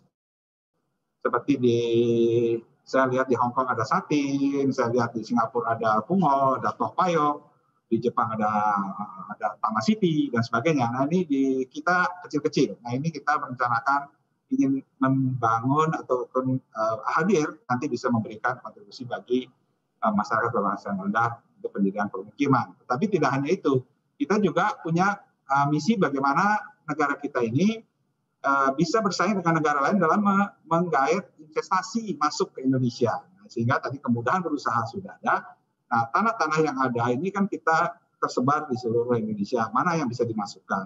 Nah, itulah yang ditawarkan juga untuk dalam rangka meningkatkan ataupun mempermudah investasi dan pertumbuhan ekonomi dalam menciptakan lapangan kerja di Indonesia. Itu Pak Indra. Oke, baik Pak Sekjen. Mungkin saya coba masuk ke beberapa pertanyaan yang sudah masuk juga ke chat dan ke WA. Yang pertama dari Pak Ari Yulianto dari PWI Jaya, Pak Sekjen, Pak Iman Arif. Bagaimana Kementerian ATR BPN menyikapi perkembangan teknologi digital, khususnya dalam pemetaan lahan atau tanah, sehingga memudahkan akses bagi masyarakat untuk mengetahui posisi lahan yang terdapat dalam sebuah sertifikat.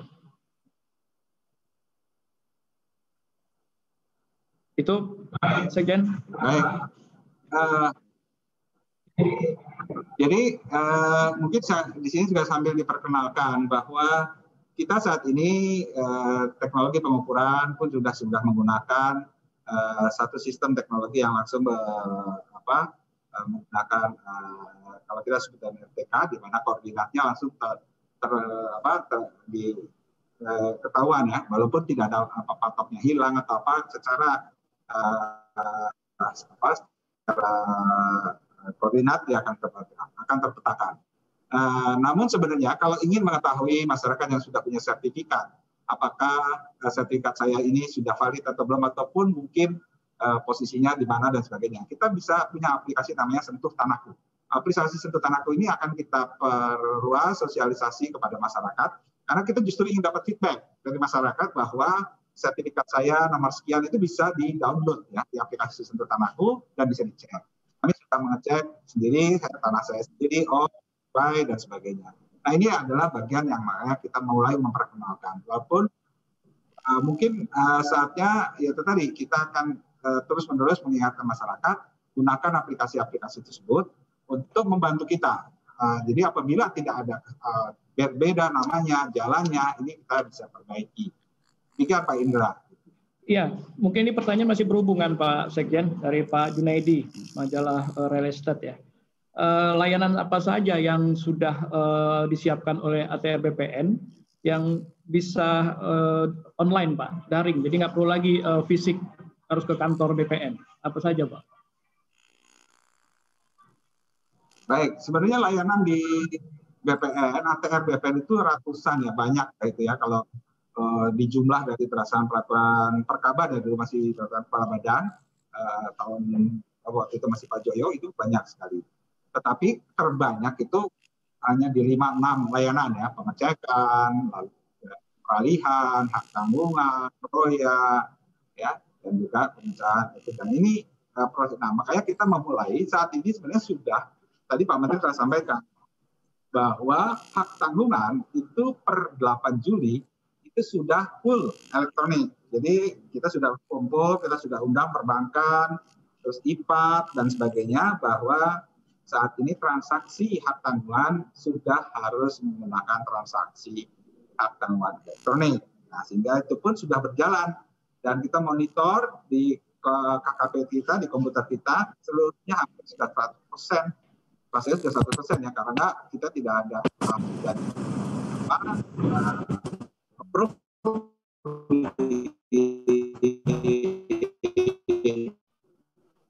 Pusdatin bahwa semua sudah aktif. Lalu akta anuan elektronik tersebut dan patroyanya karena semuanya masalah Gitarum. Nah, itu kan juga mengenai informasi tata ruang. Itu juga sudah kita bisa melihat dari aplikasi Gitarum tersebut terhadap pemanfaatan ruang dan tanah di lokasi-lokasi tertentu. Nah, yang berikutnya lagi adalah per Januari kemarin, memang pengecekan elektronik ada PR juga buat kita pada tanah-tanah yang belum tervalidasi. Jadi pada saat dicek belum, kita akan segera lakukan. Tapi justru itu yang kita butuhkan, sehingga kita mempercepat validasi data-data kita. Sehingga makin lama kita juga semakin didorong untuk mempercepat validasi dan revalidasi data-data pertanahan kita. Nah, berikutnya nanti yang tadi setelah kita mulai, kita menuju kepada layanan elektronik yang lain. Ya. Nanti masih beberapa kita pertimbangkan, karena bisnis prosesnya harus disiapkan, validasi datanya juga harus baik.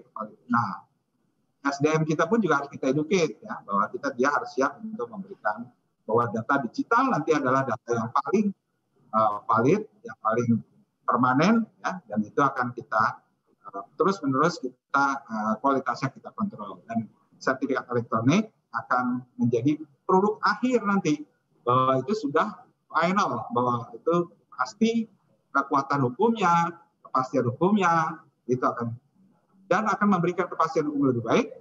Tidak usah khawatir nanti kalau itu sertifikatnya hilang, sertifikatnya kebakar, terus nanti tidak akan ada lagi duplikat sertifikat atau palsu dan sebagainya, karena semua ada basis data dalam data digital kita. Nah, itulah kita berkembang, tapi kita bertahap nih. Karena tidak semua wilayah sudah siap. Jadi kita akan mulai pada wilayah-wilayah siap, lalu institusi yang mungkin tidak terlalu dinamis. Contoh kalau mungkin masyarakat yang masih jual, beli, pecah dan sebagainya, itu mungkin masih itu. Tapi kalau instansi pemerintah, badan hukum, dia kan sudah tetap dan peta bidangnya di kota-kota tertentu sudah rinci. Itu Pak. Iya. Yang paling bermanfaat sekarang yang langsung terasa itu Pak Sekjen yang informasi zona nilai tanah itu. Jadi semua harga sesuai NJOP itu sekarang udah dengan sangat mudah diakses ya. Kalau dulu kan kita harus cari kemana-mana dulu ke kantor kelurahan segala. Itu banyak sekali manfaatnya itu Pak Sekjen. Oke, Pak. Ya betul. Kita lanjut ke pertanyaan selanjutnya. Ini mungkin agak sedikit masuk ke Undang-Undang Cipta Kerja ya. Pasca diterbitkannya Undang-Undang Cipta Kerja, apakah ada revisi Undang-Undang Pokok Agraria, Pak Sekjen? Begini, dalam Undang-Undang Cipta Kerja ini kita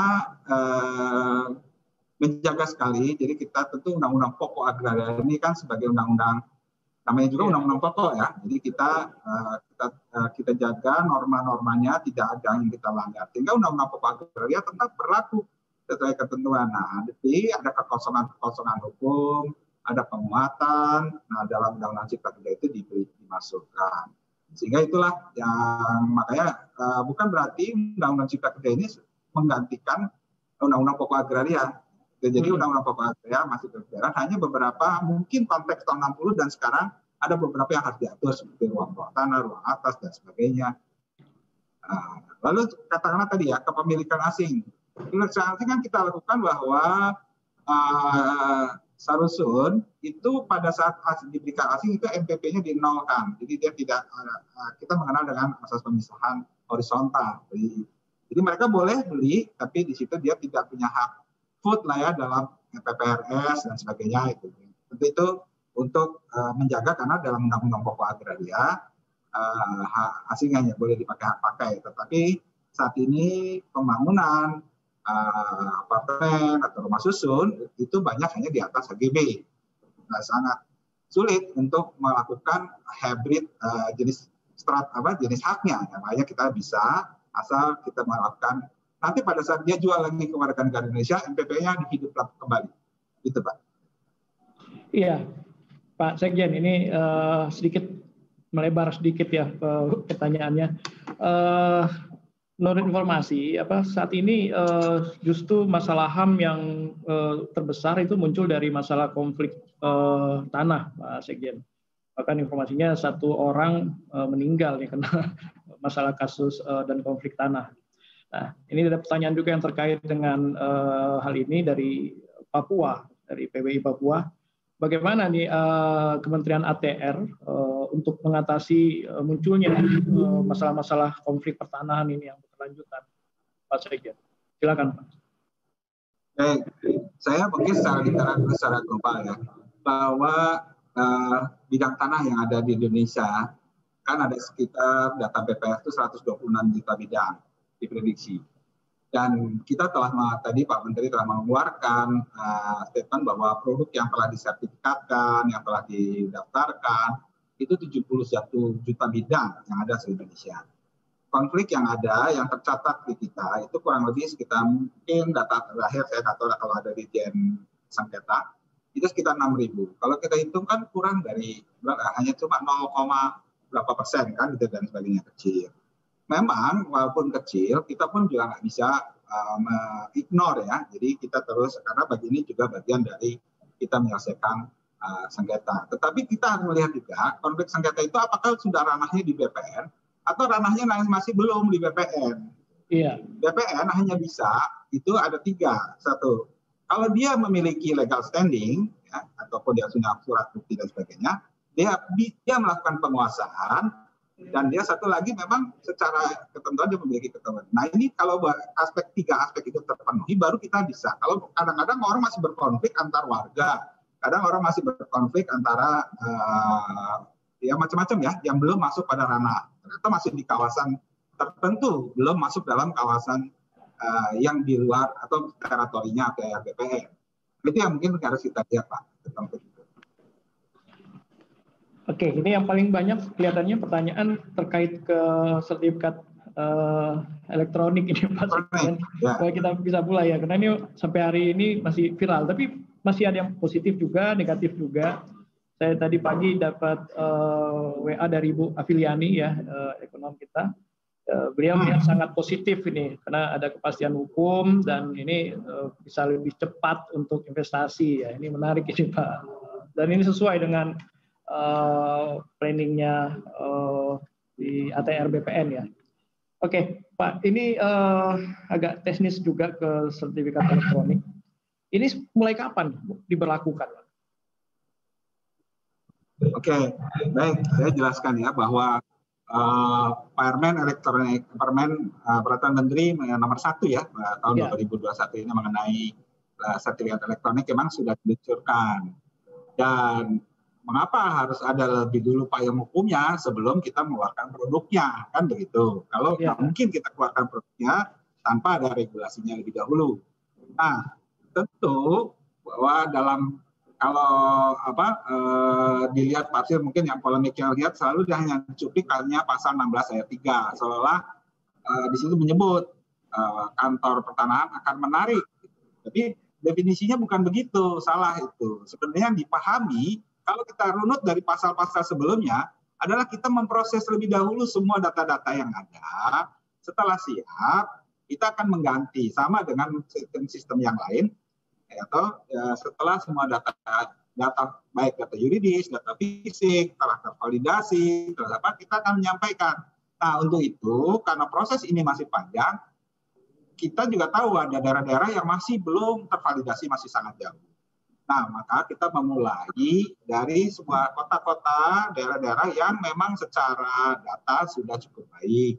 Dan kita memulainya juga dari instansi-instansi pemerintah dulu. Karena instansi pemerintah kan mungkin sudah nggak bergerak lagi ya, tidak dipecah lagi, tidak dijual, tidak apa. Sampai ini dikenalkan lebih dahulu. Nah ini yang mungkin tahapannya mungkin diprediksi kita di semester 1 ini, apakah mungkin di bulan April atau di bulan Mei, yang mungkin akan kita sampaikan atau kita berikan kepada instansi yang sudah memang secara lokasi sudah fix.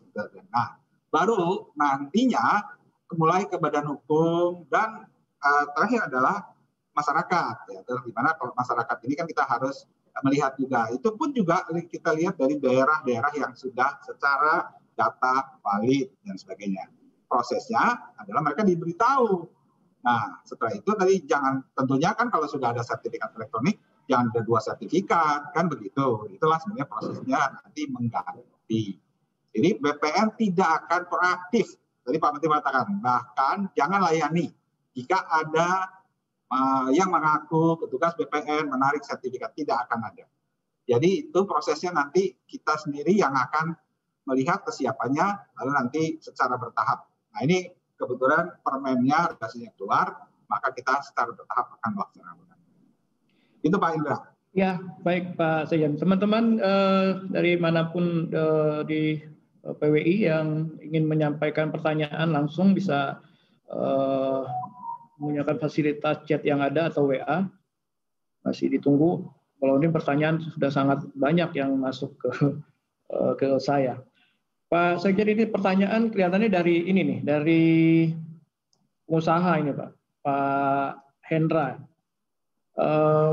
Bagaimana jika sertifikat asli sebagai jaminan bank dan sudah dihipotek atas nama bank? Jika memakai cara baru, apa yang dipegang oleh bank sebagai jaminannya? Itu pertama. Yang kedua, bagaimana sertifikat bersih sama sekali tidak dalam jaminan? Jika kita mau jadikan jaminan, bank mau jual dasarnya apa? Bisa di Pak. Ya. Ya, Pak Menteri sudah sampaikan ini. Sebenarnya kan begini. Ya. Jadi kan kita sekarang sudah mulai bermigrasi layanan hak tanggungan manual dengan dokumen manual saja sudah bisa hak tanggungan elektronik gitu. Apalagi nanti sertifikatnya dalam bentuk sertifikatnya dalam bentuk elektronik. Nah, tentu dalam hal ini kalau kita sudah mengeluarkan sertifikat elektronik pasti data tersebut valid dan aman. Jadi transaksi akan jauh lebih mudah ya, dan perbankan pasti bisa kan link host to host dengan kita dan sebagainya. Jadi sebenarnya justru akan meminimalkan terjadinya tadi. Bank bagaimana? Tentunya bank akan kembali, dia punya kan yang ID ataupun sertifikat elektroniknya yang ada. Dan nanti dia pasti akan melakukan, kalau dia sudah pasang hak tanggungan, setiap nanti kalau di print, tadi saya kebetulan di wawancara CNN, saya tunjukin bentuknya nanti kalau di print itu ada keterangan bahwa dipasang hak tanggungan dan sebagainya itu ada.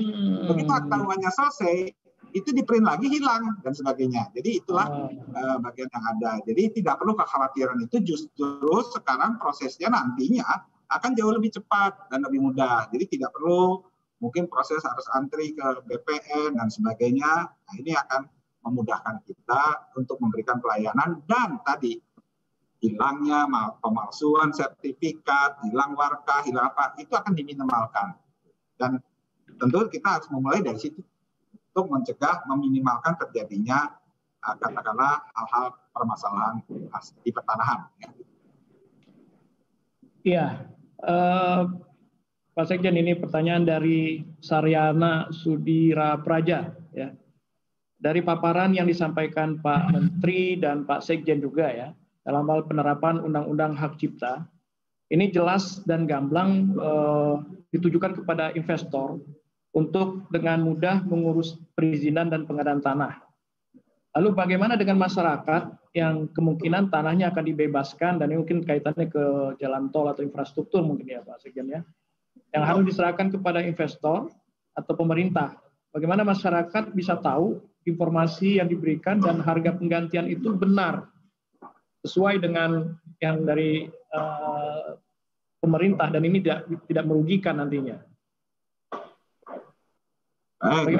Begini, jadi dalam peraturan pemerintah mengenai pengadaan tanah itu, untuk kepentingan umum maupun untuk proyek strategis nasional,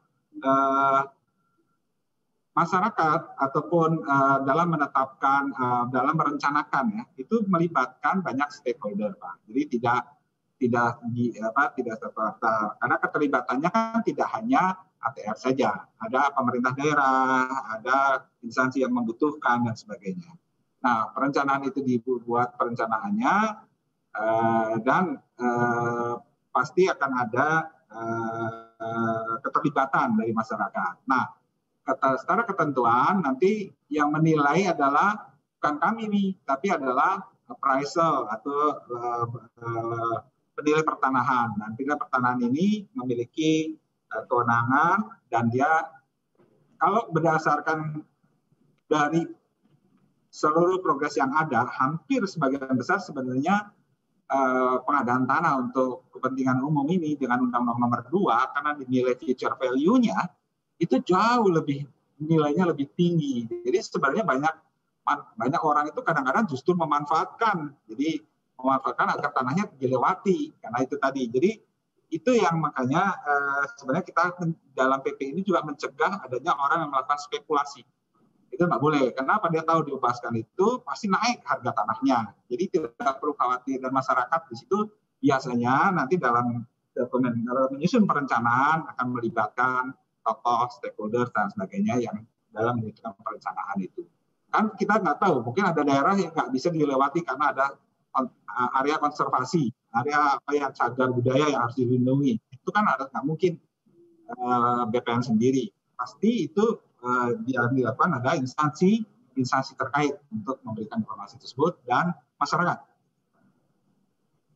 Oke, Pak Sekjen, ini hanya dari teman wartawan dari Kendari ya, Pak Mas Gafar.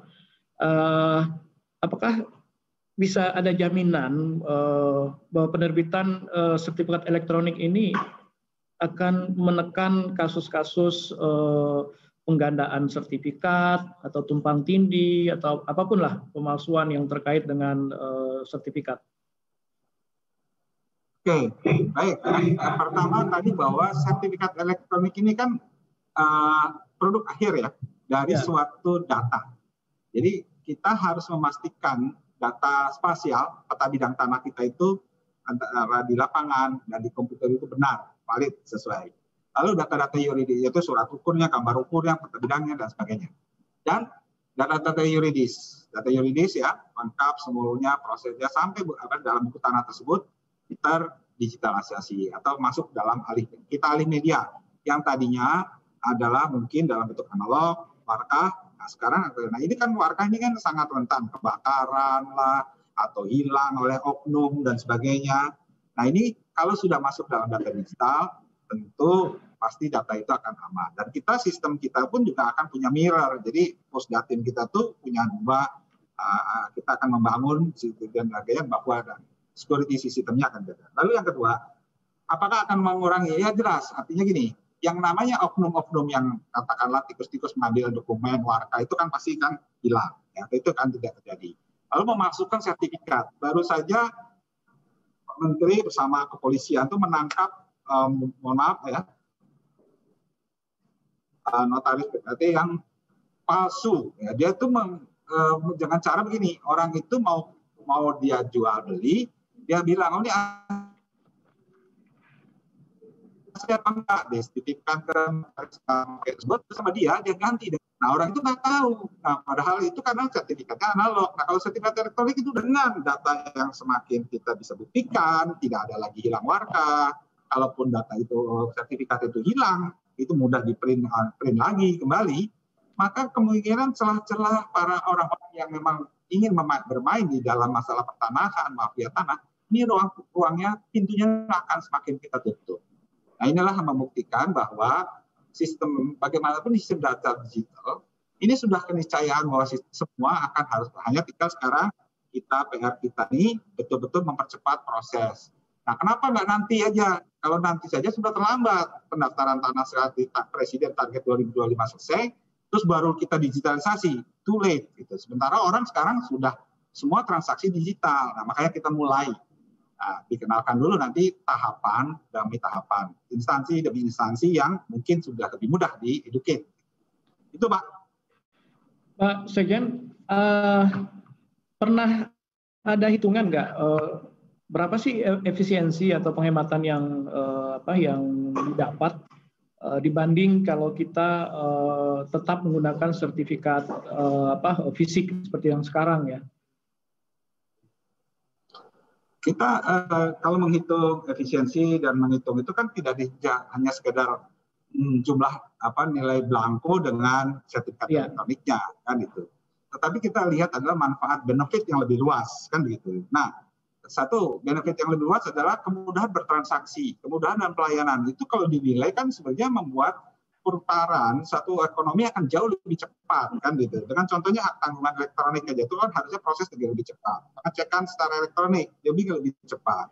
Nah, kalau dilihat di valuation pasti itu nilainya sangat besar. Tapi kalau hanya cuma mengatakan saat ini BPN mengeluarkan 40-50 miliar untuk belangko, itu terlalu kecil dan sebagainya. Tetapi ya yang lebih diberikan manfaat yaitu kepada masyarakat, kepada tadi masyarakat yang membutuhkan proses lebih cepat, kepastian hukum lebih cepat, juga tarif yang lebih transparan. Ini akan jauh benefitnya sehingga terjadi ini percepatan roda putaran ekonomi yang lebih meningkat. Nah ini kan tentu kontribusinya kepada perpajakan yang lebih cepat, meningkat itu nilainya mungkin jauh, mungkin bahkan triliunan itu benefit dari kita simulasi saja PNBP kita aja kita total kita prediksi kalau udah sekarang 2,5 triliun.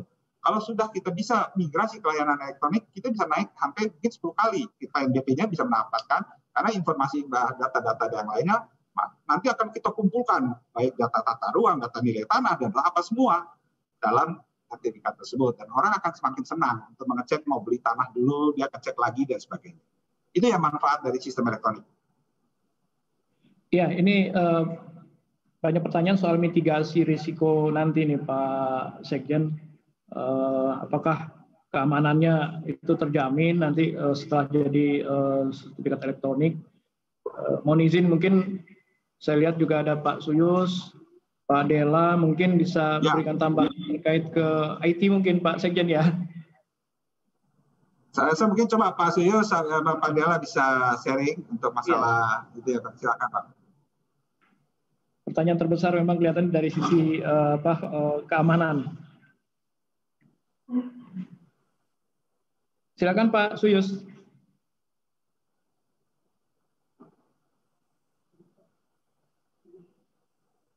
Pak Suyus atau Pak Dela Abdullah.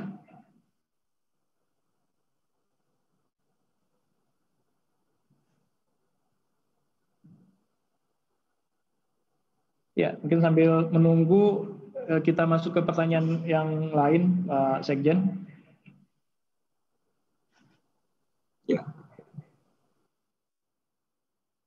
Ya. Oke, Pak Sekjen, mungkin ini pertanyaan yang selanjutnya dari teman-teman.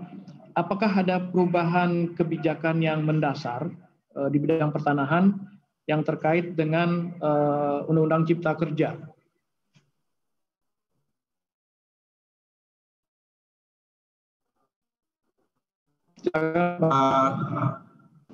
Kebijakan yang menjadi misi dari Undang-Undang Cipta Kerja ini kan bagaimana agar kita nih negara kita ini sesegera mungkin untuk memulihkan perekonomian dengan menciptakan lapangan kerja sebesar mungkin kan itu. Karena kita memiliki bonus demografi, kalau kita terlambat, angkatan kerjanya semakin menua, maka kita terjebak dalam jebakan middle income trap. Nah, belenggunya ini kan ada di aspek-aspek regulasi, peraturan, perizinan, pertanahan dan sebagainya ya. Ini yang makanya Undang-Undang Cipta Kerja itu dilakukan. Nah, lalu aspek pertanahan apa yang menjadi penghambat? Nah, tadi aspek pertanahan tadi di mana beberapa regulasi-regulasi kebijakan dari Menteri Tata Ruang itu sekarang juga lebih dipermudah di mana saat ini kan ada online single submission, lalu percepatan DPTR, RT/RW yang ada DPTR yang diberi batas waktu sehingga lebih ada kepastian. Lalu di pertanahan kita juga memperkenalkan bahwa nanti dalam hal ini pengadaan tanah yang tadinya didominasi hanya instansi pemerintah itu membuka peluang badan usaha bisa ikut. Nah ini artinya bahwa secara perubahan fundamental tidak merombak tatanan struktur utamanya, mazhabnya, tetapi lebih kepada hal-hal yang kebutuhan dalam menciptakan atau pertumbuhan ekonomi untuk menciptakan lapangan kerja. Jadi kita fokus kepada misi dari undang-undang itu, Pak. Jadi hal-hal yang belum diatur, yang perlu diperkuat, yang kita tambahkan. Satu lagi Pak Sekjen, sebelumnya kan ATR BPN sudah punya program PTSL ya. Nah ini tumpang tindih nggak dengan sertifikat elektronik Pak Sekjen? Ya, oke. Gini, saya jawab ini kebetulan nanti Pak Suyos bisa ada jawab juga sekalian. Pendaftaran tanah sistematik lengkap ini kan tanah-tanah yang belum didaftarkan ya, jadi tanah yang masih baru. Nah, lalu program transformasi digital ini dua-duanya, baik data tanah yang sudah lama-lama ini dilakukan pengecekan updating data-data. Jadi ada 70 jutaan data itu. Nah, ini harus paralel. Nah, yang PTSL adalah mendaftarkan tanah. Nah, tentu di sini PTSL pun sekarang kita sudah menuju electronic base. Pengukurannya sudah menggunakan teknologi pengukuran yang ada yang baik. Nah, kita harapkan nanti bertemu selesai pada tahun 2025 seluruh data yang ada. Bahkan kita harapkan di beberapa lokasi sudah bisa mulai yang sudah lengkap untuk full melaksanakan transaksi elektroniknya. Nah, itulah mungkin jadi tidak ada. Jadi PTSL itu kan mendaftarkan tanah kan gitu. Sementara ini program sertifikasi elektronik adalah bagian dari transformasi digital untuk memvalidasi data-data tanah kita sehingga nanti siap untuk elektronik. Nah, begitu keluar sertifikat elektronik harusnya pasti harus sudah valid dan benar. Nah, itu mungkin Pak ini pertanyaan Pak Indra ya sebelumnya mengenai sekuritasi dan proses apa di data elektronik. Pak Suyus atau Pak Dela mungkin bisa jelasin tuh. Oke, Pak Suyus sudah ada bersama. Pak Suyus silakan Pak. Bisa dijelaskan tentang mitigasi segala macam risiko keamanannya. Oke, terima kasih Pak Indra. Halo? Iya. Suaranya bagus Pak. Terima kasih Pak Indra, Pak Sekjen. Kaitannya dengan apa? Dengan jelas suara saya nggak Pak Indra? Jelas Pak Suyus. Kaitan dengan ini, dengan apa sertifikat elektronik dan PTSL ini harusnya dua hal yang saling melengkapi gitu ya. Bapak bayangkan sekarang itu dengan layanan sertifikat manual, teman-teman di BPN untuk menandatangani sertifikat itu bisa 6 atau 7 kali tanda tangan untuk satu buah sertifikat. Ini dikalikan dengan nanti jutaan sertifikat yang harus kita keluarkan. Nah, sebetulnya konsep ini menjadi sangat relevan sekali dengan produk-produk yang harus dikeluarkan dalam jumlah yang banyak gitu ya. Jadi ini yang menjadi pemikiran kita kalau kaitannya dengan PTSL. Memang kita menjadi pertimbangan lain adalah kesiapan lokasi atau masyarakat kaitannya dengan format-format layanan sertifikat dalam bentuk elektronik. Makanya ini kita akan lakukan dulu untuk layanan elektronik itu akan dilakukan secara bertahap di daerah-daerah yang memang secara infrastruktur sudah siap. Misalnya yang mungkin prioritas pertama kita untuk layanan ini di Jakarta dan di Surabaya. Banyak pertanyaan kaitannya dengan layanan elektronik ini. Misalnya bagaimana tadi Bapak bilang mengenai security-nya gitu ya. Jadi kita sudah menyiapkan beberapa security dan sebetulnya untuk layanan elektronik ini tadi sudah dijelaskan oleh Pak Sekjen dan Pak Menteri bahwa kita sudah mengeluarkan sekitar 400.000 atau 500.000 untuk sertifikat elektronik hak tanggungan. Jadi kalau Bapak pinjam ke bank. Tetapi Pak, sebentar saya berikutnya ya, telepon sebentar aja 5 menit. Oke.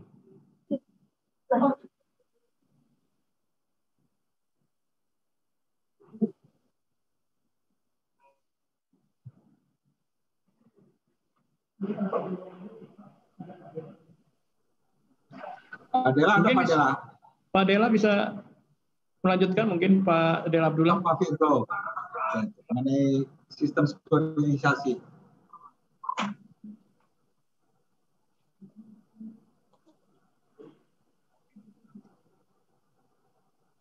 Pak Dela hadir.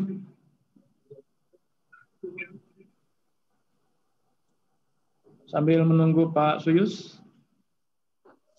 Pak Kapus mungkin ada Pak Firdo.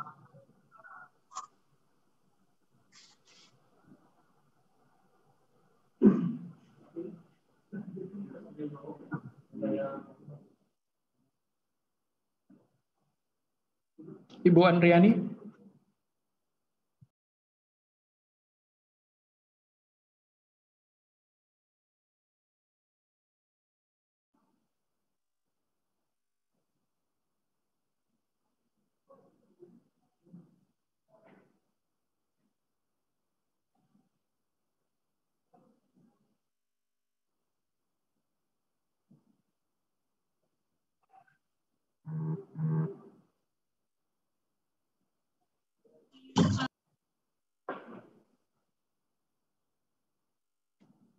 Ya, silakan Pak Dela.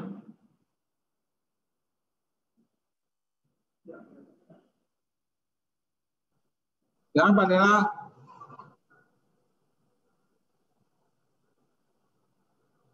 Masuk belum Pak Dela? Nggak kedengaran ya? Tidak. Oh, masih di unmute itu. Pak Dela.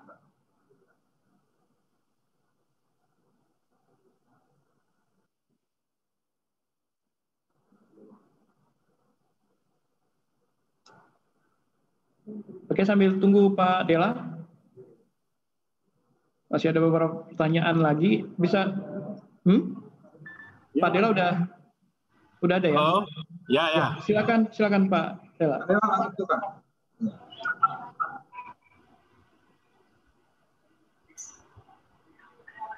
Halo, Dra. Silakan Pak Dela. Silakan Pak. Itu tanya mengenai sekuritisasi sistem dan sebagainya, mengenai bagaimana sisi keamanan sertifikat elektronik ini, Pak? Ini pertanyaan yang paling banyak nih datang dari masyarakat dan juga teman-teman media. Ya, baik Pak. Terima kasih Pak Sekjen, terima kasih Bapak-Bapak semua. Jadi begini, sistem keamanan kita itu sudah kita pikirkan supaya teknologi yang kita pakai itu sesuai dengan persyaratan teknologi dalam industri, Pak. Ya, jadi seperti kita mau melakukan antara lain ya, yang dalam jangka pendek misalnya seperti sertifikat elektronik, kita itu juga mau mengembangkan di data center kita itu untuk juga kita mendapat sertifikat ISO 27001 misalnya ya.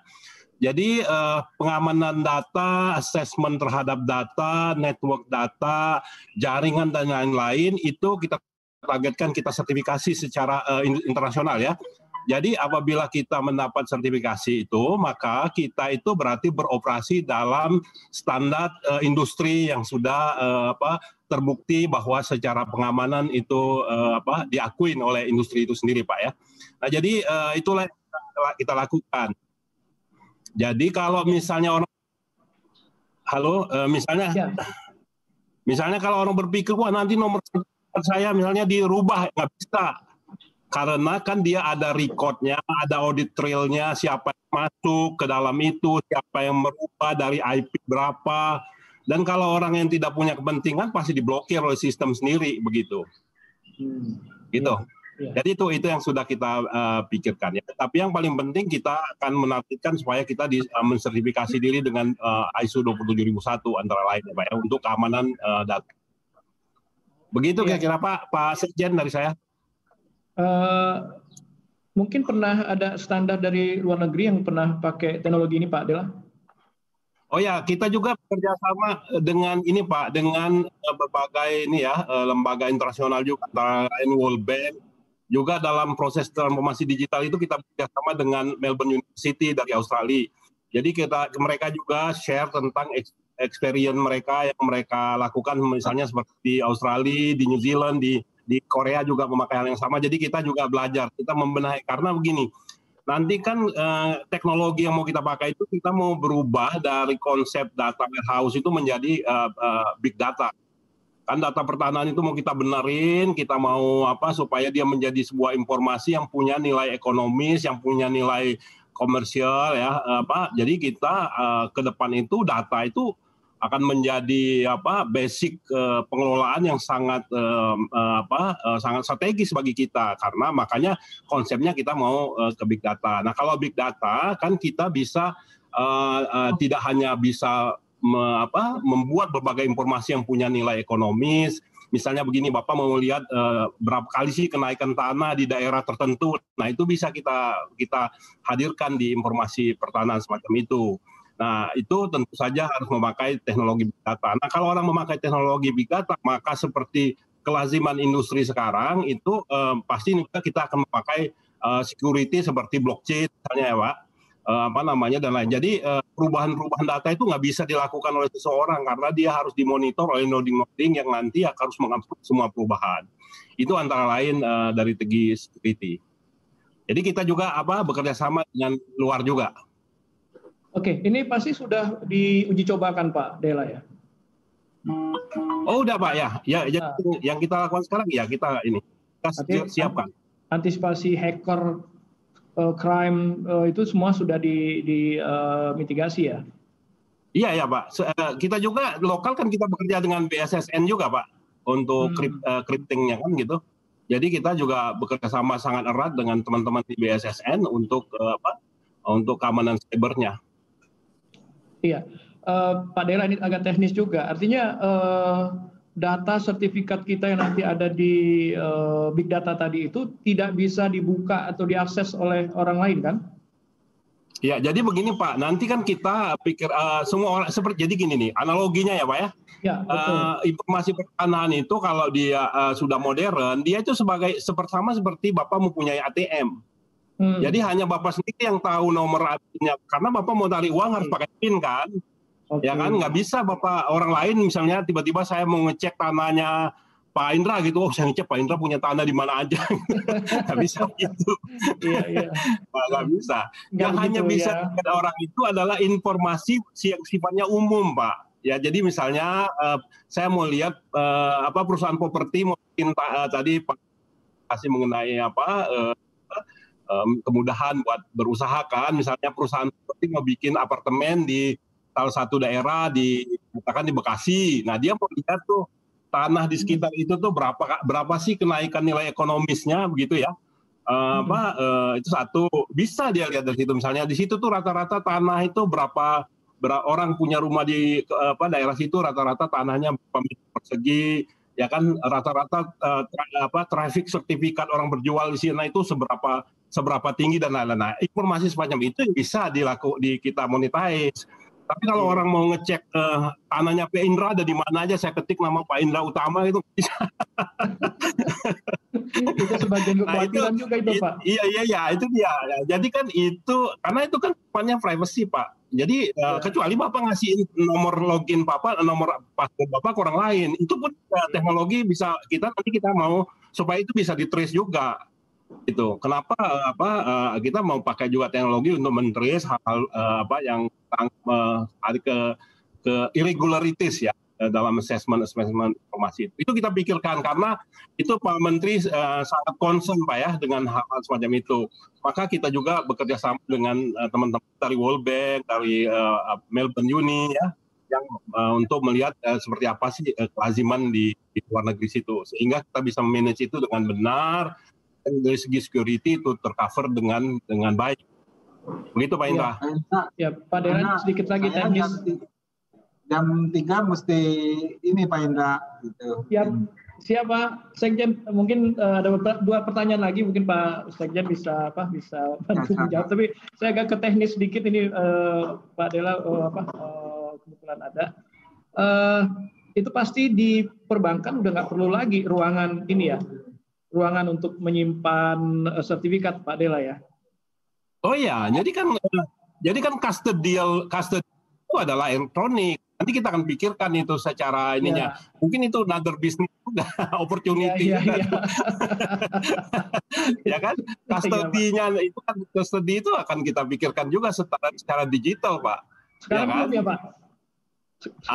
Nanti kita akan pikirkan. Kita sedang berdiskusi itu. Karena kan juga ini kan kita di Pak Menteri dan Pak Sekjen bilang ini kan dilakukan secara bertahap juga ya.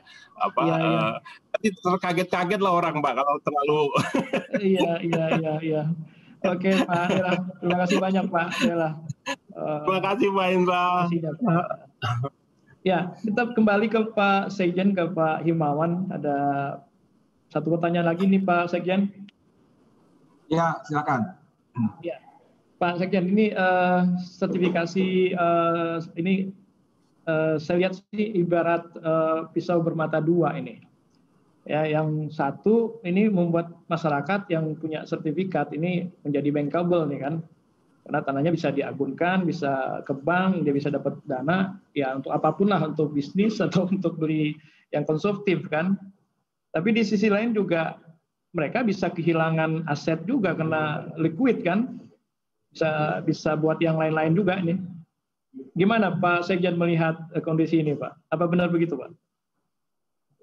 Saya rasa tidak begitu ya, karena kan kita secara sistem dan ketentuan hukumnya kan sama.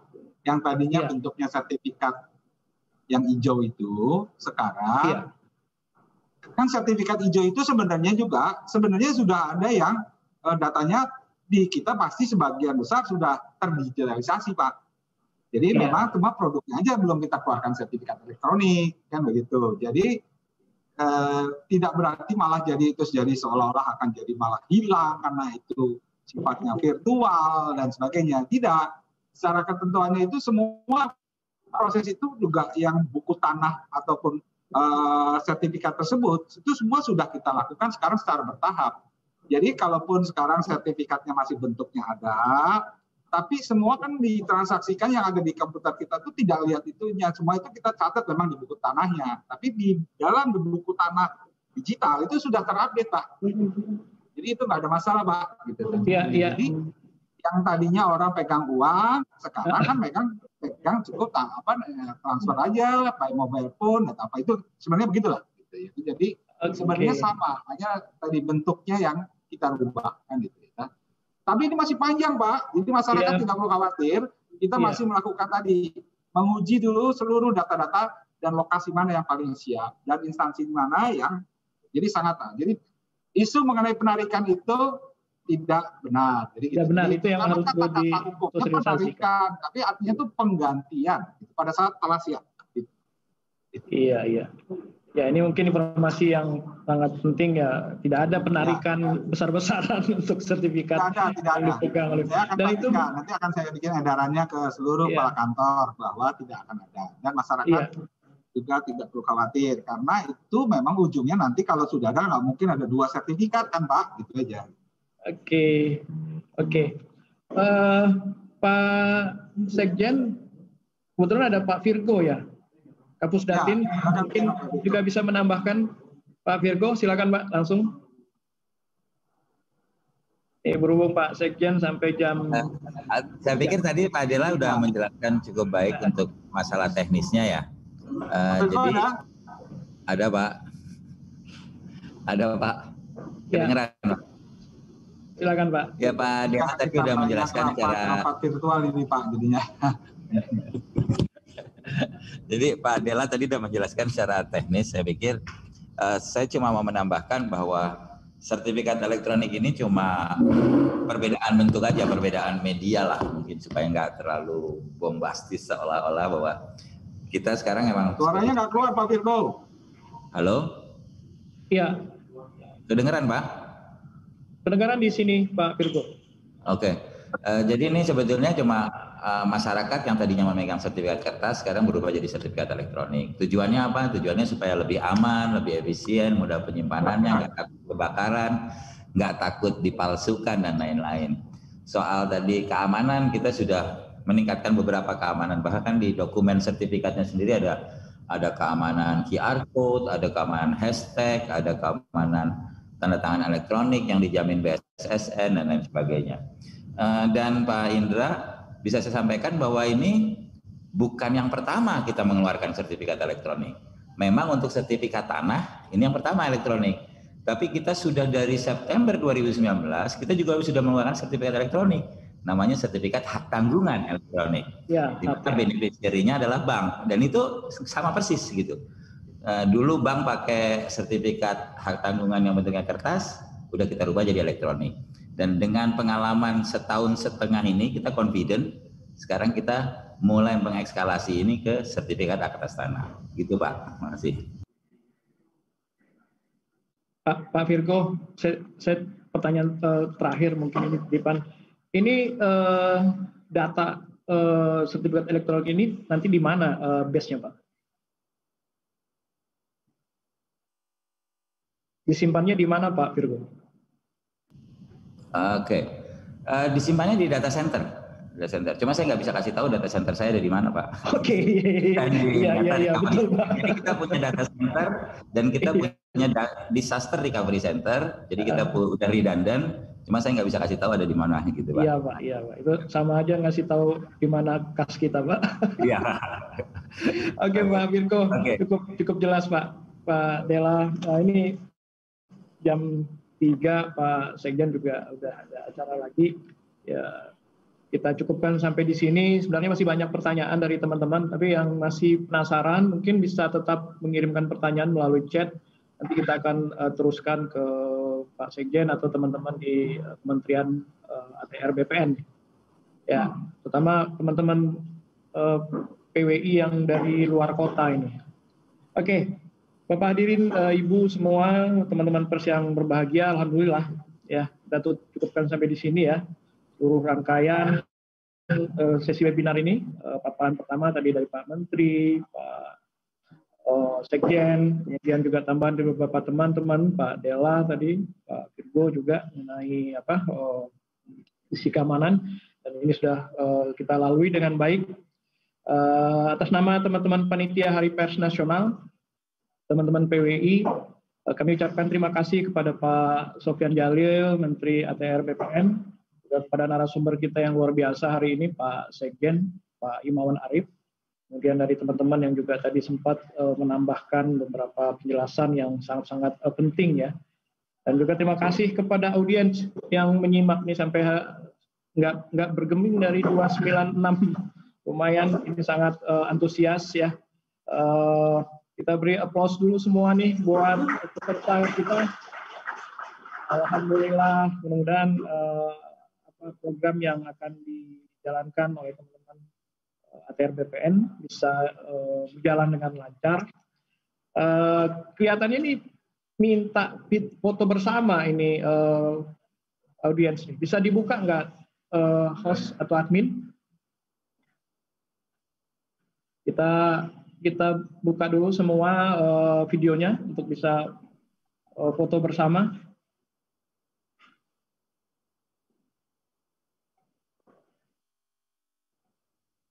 Pak Sekjen, ini paling penting nih, paling ditunggu nih, narasumber utama.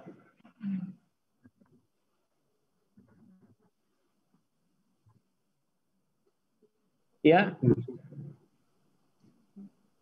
Oke, Pak Sekjen. Ya.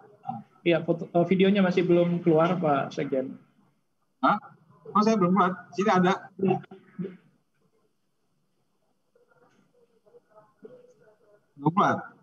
Belum Pak Sekjen.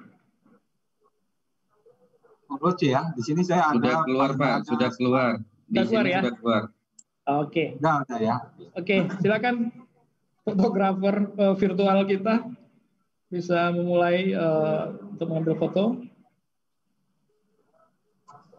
Oke, ATR BPN. Hebat. Oke. Demikian Bapak Ibu, akhirnya saya Indra Utama atas nama teman-teman pamit undur. Terima kasih atas perhatian Anda. Sampai jumpa lagi. Assalamualaikum warahmatullahi wabarakatuh. Salam sehat semua. Waalaikumsalam warahmatullahi wabarakatuh. Waalaikumsalam warahmatullahi wabarakatuh. Waalaikumsalam. Oras dari Medan. Salam sehat dari mana Papua Barat.